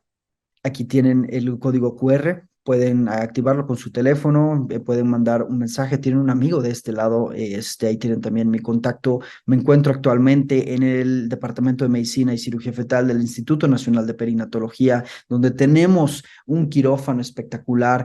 Aquí es a coste cero a todas las pacientes, sean o no derechohabientes, pueden mandar ustedes a sus pacientes. Lo único que requiero es que me manden un WhatsApp, por WhatsApp su CURP, y con eso yo puedo checar todos los requisitos necesarios para que esa paciente pueda llegar de manera fácil y podemos operarla, no solo hernia diafragmática, podemos operar todo lo que se opera en vida fetal de manera gratuita. Además, pues bueno, obviamente también estamos en la parte privada, pero pues cualquier cosa que necesiten, cualquier duda, estoy a sus órdenes. Muchas gracias.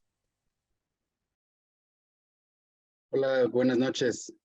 Eh, Antonio y David, les queremos agradecer eh, profundamente su disposición, el tiempo y la presentación. Creo que hicieron presentaciones espectaculares y que dejan claro que afortunadamente esto ha ido caminando en el país y ahora pues cada vez está más cercano a ser una realidad.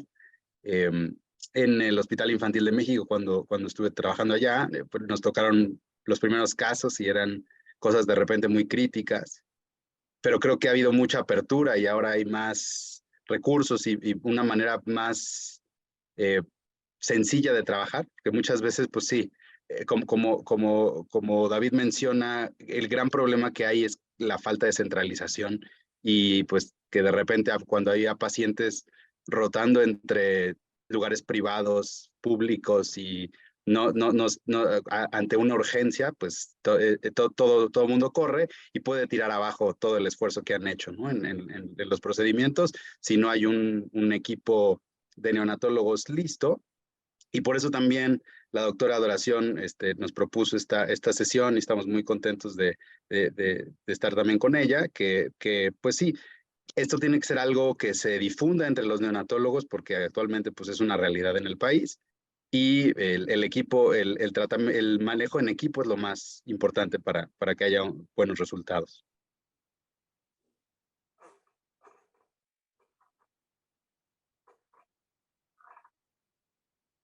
Muchas Buenas gracias. noches. Adelante.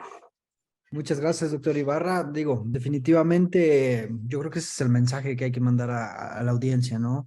Son cosas que se hacen ya al día de hoy en Ciudad de México, del día a día, que realmente hay preparación, hay todo un equipo multidisciplinario de trabajo y pues yo nuevamente, vaya, quiero hacer énfasis en que esto es de manera gratuita.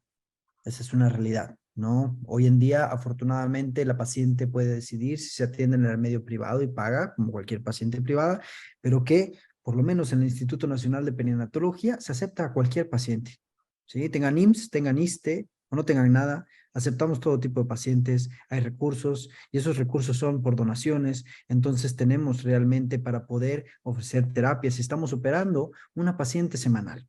Realmente esa maquinaria, yo me integré al equipo en febrero, pero pues estamos haciendo, pero falta mucho. Al final del día falta mucho y hay que romper esa brecha y ese mito de que la hernia diafragmática es letal en Latinoamérica. Realmente hay que trabajar arduamente con ustedes, los neonatólogos, porque ustedes son los que realmente reciben la papa caliente. Si nosotros operamos, si no tenemos un buen equipo multidisciplinario de neonatología y de las subespecialidades pediátricas, de nada sirve que operemos. Esa es la realidad.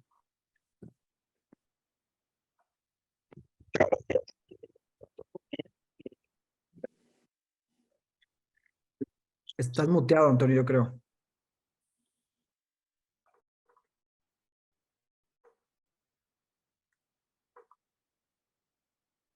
A ver, ahí me escucho. Ahí se escucha.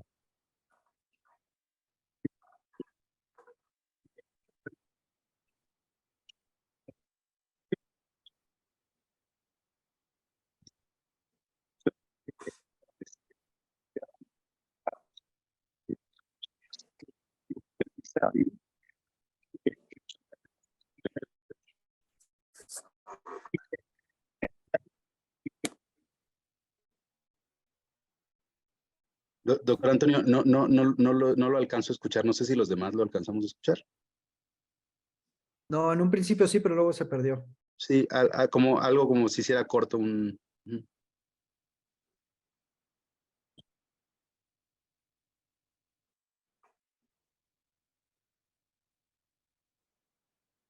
A ver, ahí se escucha bien. ya, perfecto. Muchas gracias. Perfecto. Disculpen que los audífonos creo que se quedaron sin pila. Pues nada, les agradecía la invitación a todos. Saludaba a David. Felicidades por la presentación, David. Y nada, les decía que estoy totalmente de acuerdo con él, que creo que tenemos la idea igual de clara. El único chiste aquí es que que ninguna familia se quede sin atención. O sea, la cirugía fetal debe estar disponible para todas las familias. Esto no se trata de equipos, de recursos, de bandos, de nada. Se trata de que les vaya bien, de que le vaya bien a las pacientes, de que le vaya bien a los fetos y de que le vaya bien a los recién nacidos. Es lo único que importa, y que todos los que estamos involucrados en esto tenemos que tener bien claro eso. Si lo tenemos bien claro, las cosas irán bien, y pues contando con extraordinarios neonatólogos como lo son todos ustedes, pues los resultados son mejores y son más probables, ¿no? Y pues nada, muchas gracias y estamos pues listos para cualquier pregunta. Doctores, muy buenas noches.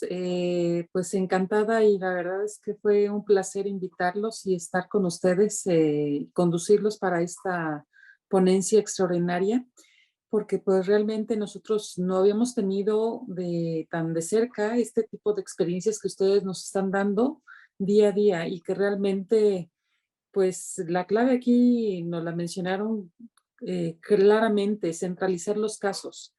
Es un gran problema el hecho de que se operen los niños y que muchas veces no tomamos hasta la importancia que debe de tener esta cirugía, y cuidarla hasta llevar al final al niño, que es lo que se busca, ¿no? Tener ese binomio entre ustedes y nosotros. Esto yo creo que lo básico. Y pues es importante. En México son los centros que se dedican a esto. ¿Cuántos ustedes nos pueden mencionar que son los que están aquí en la República? Muchas gracias, doctora Adoración. Pues los centros que realizan esto de manera realmente rutinaria, de la misma manera que lo realiza Antonio en La Raza y que lo realizamos nosotros en perinatología, es el Hospital Civil. Estamos hablando de centros que son públicos, ¿no? O sea, el Hospital Civil en Guadalajara, y también tenemos el Hospital Materno Infantil en Nuevo León. Fuera de esos, realmente hay casos a cuentagotas. Realmente, a ver, hay casos reportados de cirugía fetal hasta en Oaxaca, esa es una realidad. Pero pues eso no debería de suceder, ¿no? O sea, ustedes están de acuerdo que no debería de haber esos focos rojos en diferentes lugares de la República, porque al final del día lo que importa es la atención postnatal del niño. Eso es lo que la realidad. Si yo estoy operando un bebé, le estoy haciendo un hoyo en la bolsa, automáticamente ese es un bebé que tiene un riesgo de prematuridad. Entonces, automáticamente es un bebé que opera por algo, porque tiene una patología de base, y debe de haber un equipo multidisciplinario, un equipo de neonatología preparado para sacar a ese niño adelante. Entonces, yo sí quiero hacer mucho énfasis en la centralización. A mí no me importa si la paciente le llega a Antonio, si la paciente llega a Guadalajara, si la paciente llega a Nuevo León, no importa, pero que sea en un hospital donde la maquinaria ande y donde esto sea no algo novedoso, no para salir en la fotografía, donde esto sea ya el tratamiento estandarizado, que es lo que ofrecemos en estos institutos, porque esto ya no es magia ni novedoso. Al final del día, por lo menos para la hernia, para los gemelos y para la espina bífida, debería ser el tratamiento estándar en la mamá que decide operarse. Eso es muy importante, porque aquí la mamá tiene que aceptar el someterse a una cirugía y debe de aceptar el tener un bebé, que la cirugía fetal no es curativa. Sí, es paliativa, y tiene que aceptar de que va a tener un bebé con una malformación y que va a tener que vivir con eso a lo largo de la vida.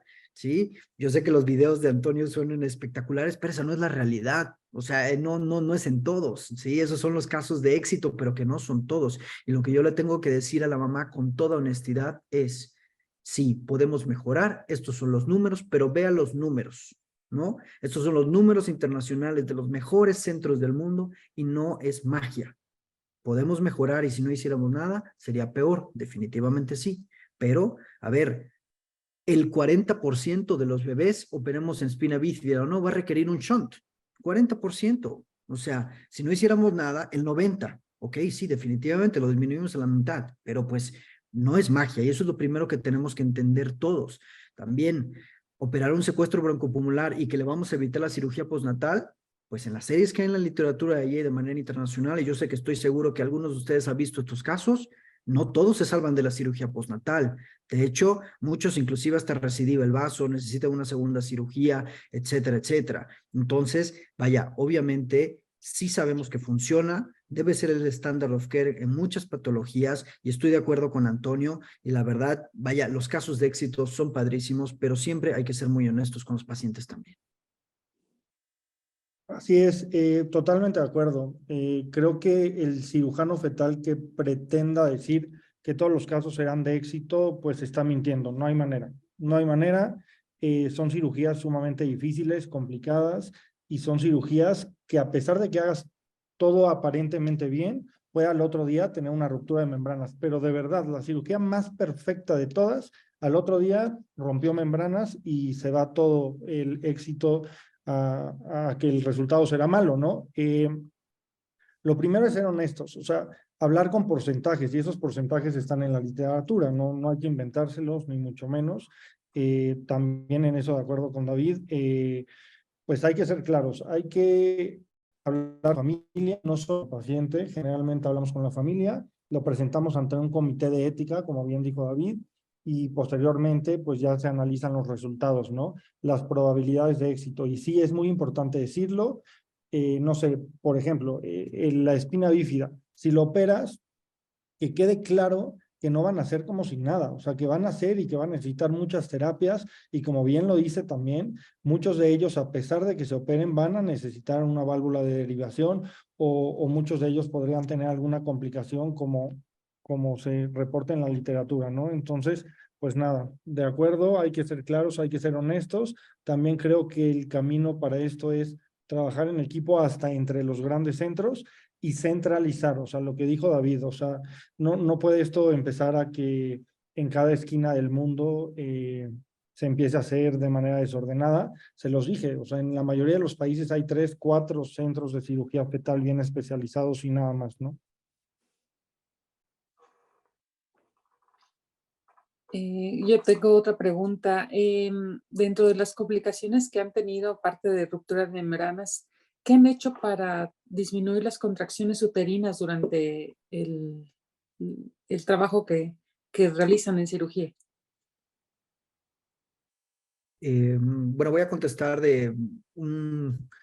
Normalmente aquí tropicalizamos un poco la medicina, eso es una realidad, ¿no? O sea, en países de primer mundo lo primero que se utiliza es el atosiban como autocolítico para evitar las contracciones, pero el atosiban es extremadamente caro, entonces en Latinoamérica no se usa. Utilizamos nifedipino de liberación prolongada e indomitacina principalmente y con eso tenemos muy buenos resultados.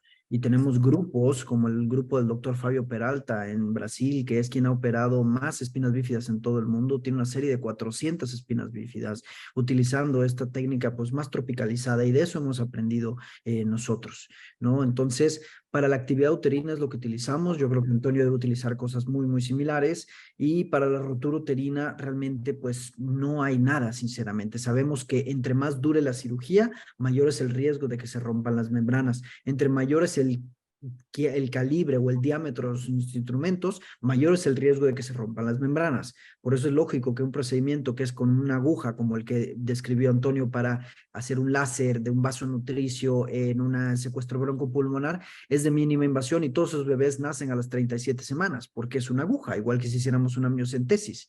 Pero al momento de meter 3 milímetros de calibre de un fetoscopio, ahí es donde empieza el relojito de arena a contar. Y prácticamente la mayoría de los gemelos nace de manera prematura, la mayoría de las hernias diafragmáticas que hacemos una fetoscopía nace de manera prematura, realmente no hay manera de evitar eso. La mediana de nacimiento son 34, 35 nacimientos, hagamos lo que hagamos en la gran mayoría de las cosas. Totalmente de acuerdo, David. Nosotros usamos lo mismo, indometacina, nifedipino, y como bien sabe la doctora Adoración, en la raza tenemos disponible el atosiban y lo utilizamos nada más en los casos que después de aplicar indometacina y nifedipino empiezan con un poco de actividad o la paciente se subjetivamente la refiere o en el trazo y entonces iniciamos atosiban, pero no en todos los casos. Muy bien, muchas gracias.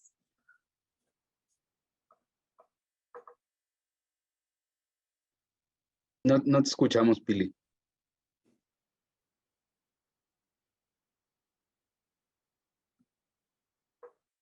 No. Le pasó lo mismo que a mí, parece. Sí. Sí. ¿Me escuchan? Ahí, Ahora perfecto. Ujú. Pues, escuchan sonidos, son de la terapia en la que estoy ahorita trabajando. Pero bueno, mientras se animan a las preguntas, hay una sola. Quiero felicitar a los doctores. Creo que, como bien lo mencionaban, el mensaje más importante de esta excelente ponencia es hacer la conciencia de todos los médicos de la gran importancia de esta sinergia obstétrica y neonatal, ¿sí? Para enfrentar este tipo de casos que no son raros.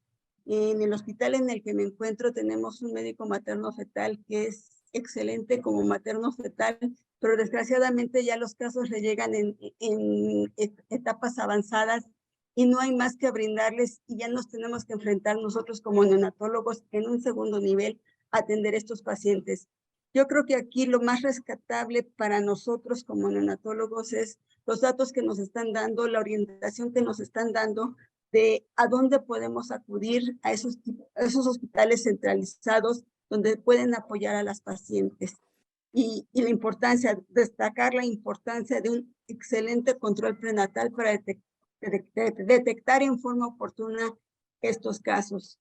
Y bueno, pues la única pregunta que estoy encontrando aquí, que ya lo comentaron en la plática, pero ¿se pueden repetir, por favor, si es mejor el eco o la resonancia para el índice pulmón-cabeza?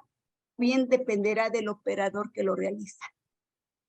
Ese es un debate que hay muy a menudo, ¿no? Pero la realidad es que ambos son igual de malos, yo diría, ¿sí? Realmente en ambos la medición no es lo que representa la realidad de lo que está sucediendo adentro en ese pulmón de ese bebé. Entonces es un estimado aproximadamente de cómo está, y con ese estimado podemos dar mortalidad, podemos dar necesidad de oxígeno, etcétera, etcétera. Pero la realidad es de que al día de hoy no hay diferencia en que la resonancia sea mejor al ultrasonido, por poco contraintuitivo que esto suene. Obviamente hacer un área únicamente de una sola región de un pulmón por ultrasonido no debería de ser igual que si yo realmente delineo todo el volumen pulmonar con una resonancia magnética. Obviamente lo lógico sería, ok, si yo tengo más certeza de qué tamaño tiene ese pulmón, debería de ser mejor. No es así, los números son iguales, no importa, y es más fácil entrenar a un fellow, a un residente de Antonio Elue en La Raza, a hacer mediciones de tamaño pulmonar, porque le puede medir todos los pulmones a todos los bebés sanos que encuentre, y el día que encuentre uno con una hernia lo va a hacer perfecto, a encontrar un radiólogo especialista en fetos que sepa hacer mediciones pulmonares y que lo sepa hacer en cualquier lugar. Entonces, por esa simple y sencilla razón, creemos que el ultrasonido para hernia es la herramienta en la cual debemos de estar tomando decisiones al día de hoy, y son las decisiones que se tomaron en el trial. Los resultados se tomaron con base a tamaño de pulmón por ultrasonido. Así, si en el Texas Children's ellos hacen pulmones, volúmenes por resonancia, de todas maneras la consejería va dada de acuerdo al tamaño pulmonar por el ultrasonido. Y eso es lo que tenemos al día de hoy. Doctora María del Pilar, acaba de dar usted en el clavo el control prenatal, el trabajo en equipo y los diagnósticos a tiempo. Solo el día de hoy me llegó referido un feto con una espina bífida de 31 semanas. Y la familia llorando que por favor la operáramos, que no le quitáramos la oportunidad. Eso no se puede. Hay protocolos bien establecidos y hay criterios de inclusión para las cirugías. Y en cada cirugía hay edades gestacionales limítrofes, límites a partir de los cuales ya no se pueden realizar. ¿Y por qué lo digo? Porque esta mujer tenía 5 ultrasonidos que le decían que el bebé estaba bien. Y si uno de esos ultrasonidos hubiera estado bien hecho por un médico materno fetal con experiencia, se hubiera realizado el diagnóstico. Entonces, control prenatal, ultrasonidos de calidad, porque no es solo, puede tener 10 ultrasonidos, pero mal hechos. Y lo que usted dice, la referencia a estos centros grandes de cirugía, que como ya lo dije, personalmente en La Raza podemos recibir a quien sea que tenga IMSS, no tiene que tener un envío, con que me marquen o me manden WhatsApp. Y en español, el último caso que operamos es bífida, llega la paciente, la trabajadora social la estudia y determina que no tienen un peso para pagar. La fundación del hospital paga el 100% del gasto hasta la atención del recién nacido. El recién nacido nació en el hospital sin costo, ni la atención, ni el nacimiento, ni nada. Y lo voy a decir las veces que sean necesarias. Yo estaré feliz si se la mandan a David porque le va a ir bien con él. Yo estaré feliz si la mandan al Inter, si se las mandan privados. Ese no es el conflicto. El conflicto es que se hagan las cosas bien hechas, que reciban la atención adecuada y que los fetos que requieran cirugía fetal reciban la cirugía fetal. Por ejemplo, en los gemelos, en algún momento se discutía el amniodrenaje seriado. Como no hay cirugía fetal, pues vamos a sacarle líquido cada semana a ver qué pasa. Y hay gente que sigue discutiendo. Cuando no haya cirugía fetal, hazle un amniodrenaje. No, cuando no haya cirugía fetal, refiérela. O sea, así de sencillo. No es aceptable, porque en mi hospital no hay algo, dejar a ese feto sin beneficio. Por eso es muy importante que ustedes sepan a dónde le pueden referir las pacientes a David, a dónde me las pueden referir a mí, los otros pocos centros de cirugía fetal en el país que están experimentados y que simplemente se atiendan a estas pacientes y a estos fetos. Y pues agradecer, nada más. Quiero reafirmar un poco lo que dijo Antonio. El control prenatal es fundamental y cada vez vamos a ver más casos de estos. Y esto tiene una simple y sencilla razón. A ver, mi papá es obstetra y yo creo que toda la gente, muchos obstetras mayores que yo, no recibieron, por más ilógico que suene, una sola clase durante entrenamiento en ginecología. Y el ginecólogo ve embarazadas y la única herramienta para ver si el bebé viene bien o mal es un ultrasonido. Y no se recibía clases de ultrasonido. Afortunadamente, las generaciones abajo de nosotros, ellos ya tienen programas de ultrasonido, ya saben realizar ultrasonidos y ya es donde va a venir toda esta nueva gama de más diagnósticos como pasa en otros lugares del mundo. Pero por eso es que al día de hoy hacemos ese énfasis de que las pacientes las manden con un especialista en medicina fetal, porque ahí sí, no importa la edad que tengas, ellos recibieron un entrenamiento adecuado para detectar malformaciones. Ahora bien, la cirugía fetal es algo muy complejo y no es un negocio en la medicina privada, porque al día de hoy, por ejemplo, si me envían una hernia diafragmática, la señora me dice, David, sí, yo tengo X cantidad de dinero para pagarte el hospital privado. Y yo le pregunto, señora, ¿pero tiene seguro de gastos médicos mayores? Y me dice, no, David, pero puedo pagar la atención privada. Ustedes saben lo que cuesta una hernia diafragmática en un hospital privado. Obviamente eso no lo puede costar prácticamente nadie, a menos que seas Carlos Slim, ¿no? Entonces, realmente, por eso queremos hacer mucho énfasis en que aquí, para estas patologías raras, que al final del día son raras, y que se necesita un equipo multidisciplinario pediátrico, los institutos es realmente el lugar donde deben de estar estos bebés. Esa es la realidad. Va a haber sus garbanzos de a libra ahí regados, pero tienen que estar en el instituto la gran mayoría de estos bebés. Y quien tenga un seguro de gastos médicos mayores, que para mí esa es la principal carta que tiene que presentar un paciente conmigo que viene con cirugía fetal. Si no tiene seguro de gastos médicos mayores, automáticamente esa paciente yo no me siento cómodo de operarla, porque si el bebé nace a las 28 semanas, ¿qué voy a hacer? Va a estar en terapia intensiva neonatal no sé cuántos meses.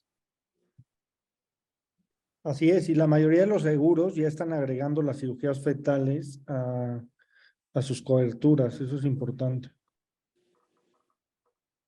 Muy bien. Doctores, yo tengo otra última pregunta. ¿Qué viene? ¿Cuáles son las intervenciones futuras de la cirugía fetal? Yo diría que, bueno, diles, David, diles. No, te dejo. Yo iba a decir que primero hay que comprobar que las que están disponibles se vayan mejorando las técnicas, se vayan mejorando los resultados, se vaya comprobando en ensayos aleatorizados que se deben realizar, cada una de ellas una por una, y sí es cierto, la medicina siempre avanzará y cada vez a alguien se le va a ocurrir algo nuevo, así como David dijo, cómo se les ocurrió la solución para la hernia diafragmática, cada vez a alguien se le va a ir ocurriendo una cosa y la otra, ¿no? Simplemente iba a decir que antes de pensar en nuevas indicaciones, hay que perfeccionar estas, hay que hacerlas bien hechas, hay que comprobar que son benéficas cada una de ellas y que seguramente sí a futuro cada día se operarán más cosas. Solo iba a decir eso. Bueno, viene gastrosquisis fetal. Ayudé a hacer la evidencia experimental para gastrosquisis. Ayudé al equipo del Texas Children's para poder determinar cómo era la técnica para poder operar un feto en vida fetal, así como lo hacemos con la espina bífida de manera laparoscópica. Antonio les mencionó que ellos reparan espina bífida por medio de una apertura en el abdomen de la mamá y luego hacer una pequeña incisión en el útero y operar directamente. Nosotros en perinatología operamos por laparoscopía, asistidos con una laparotomía de 4 centímetros para fijar las membranas y evitar la prematuridad. Entonces, de la misma manera, por laparoscopía podemos superar una gastrosquisis. Que vaya a funcionar o no, nosotros creemos que sí, tenemos evidencia experimental en ovejas de que la cirugía funciona. Sin embargo, pues bueno, eso se va a comprobar en este estudio de fase 1 que ya empieza el reclutamiento en el Texas Children's. Si tienen una paciente mexicana que cumpla las características alrededor de 20 semanas y que tenga el intestino dilatado, el Texas está dispuesto a absorber todos los costos y operar a esa paciente y darle todo el seguimiento. Sí, sí, es muy interesante. Por ejemplo, lo que dice David, es que la cirugía fetal, por cómo está creciendo, genera mucha controversia, ¿no? Los trials que han comparado la reparación de los defectos del tubo neural de la cirugía por microneurocirugía con la fetoscópica, pues tienen resultados diferentes. Por ejemplo, bien dice David, que haya escuelas y hay equipos que reparan por medio de fetoscopía y a veces con la cirugía abierta, ¿no? Pero no es lo mismo hacer una cirugía abierta de 4 o 5 centímetros que una de 2 o 2,5. Por eso cuando la doctora Adoración preguntó que cuáles eran los siguientes pasos o las siguientes indicaciones, yo más bien pensé en que tendremos que avanzar en las que tenemos, porque hay que ponernos de acuerdo en todas las cosas, hay que resolver muchas preguntas. Creo que la investigación es clave en el éxito de esto de la cirugía fetal. Lo que viene, doctora, es el santo grial que todo cirujano fetal tiene.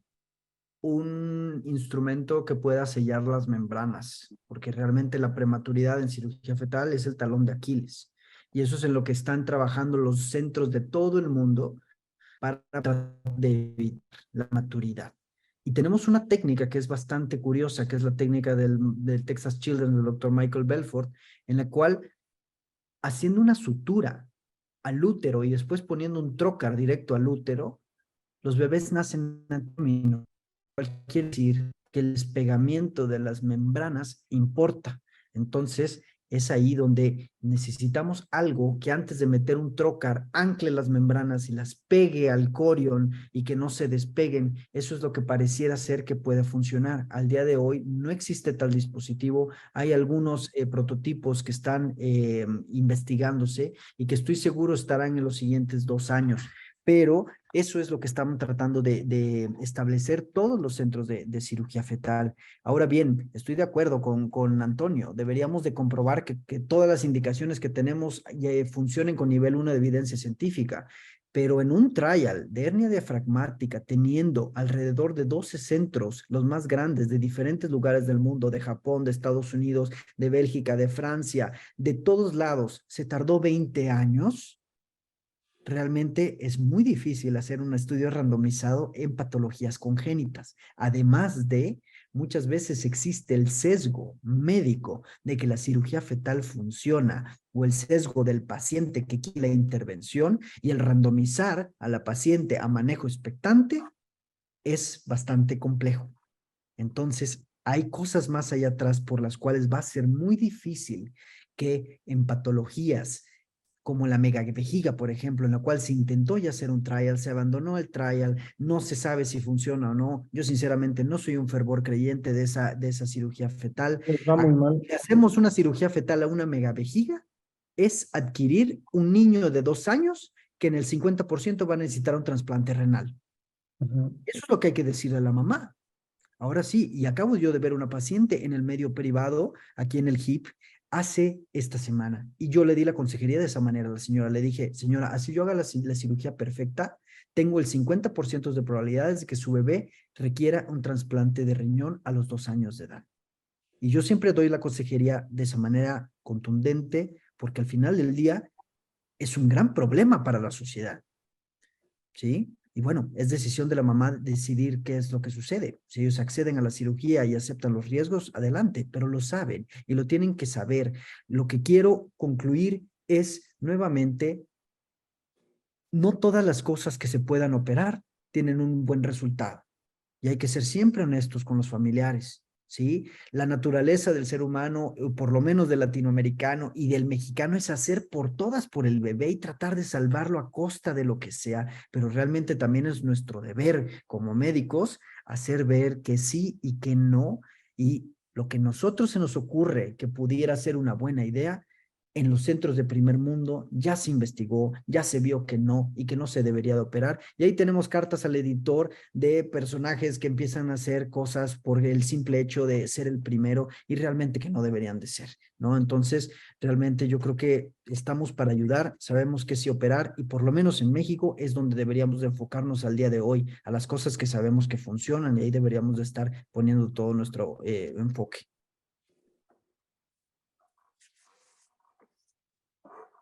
Pues excelente sesión. Creo que fue muy enriquecedor para todos. Muchas preguntas, muchas felicitaciones. Y bueno, pues quedarnos con eso, ¿no? Ya estamos en una época donde afortunadamente podemos conocer a nuestros pacientes desde fetos.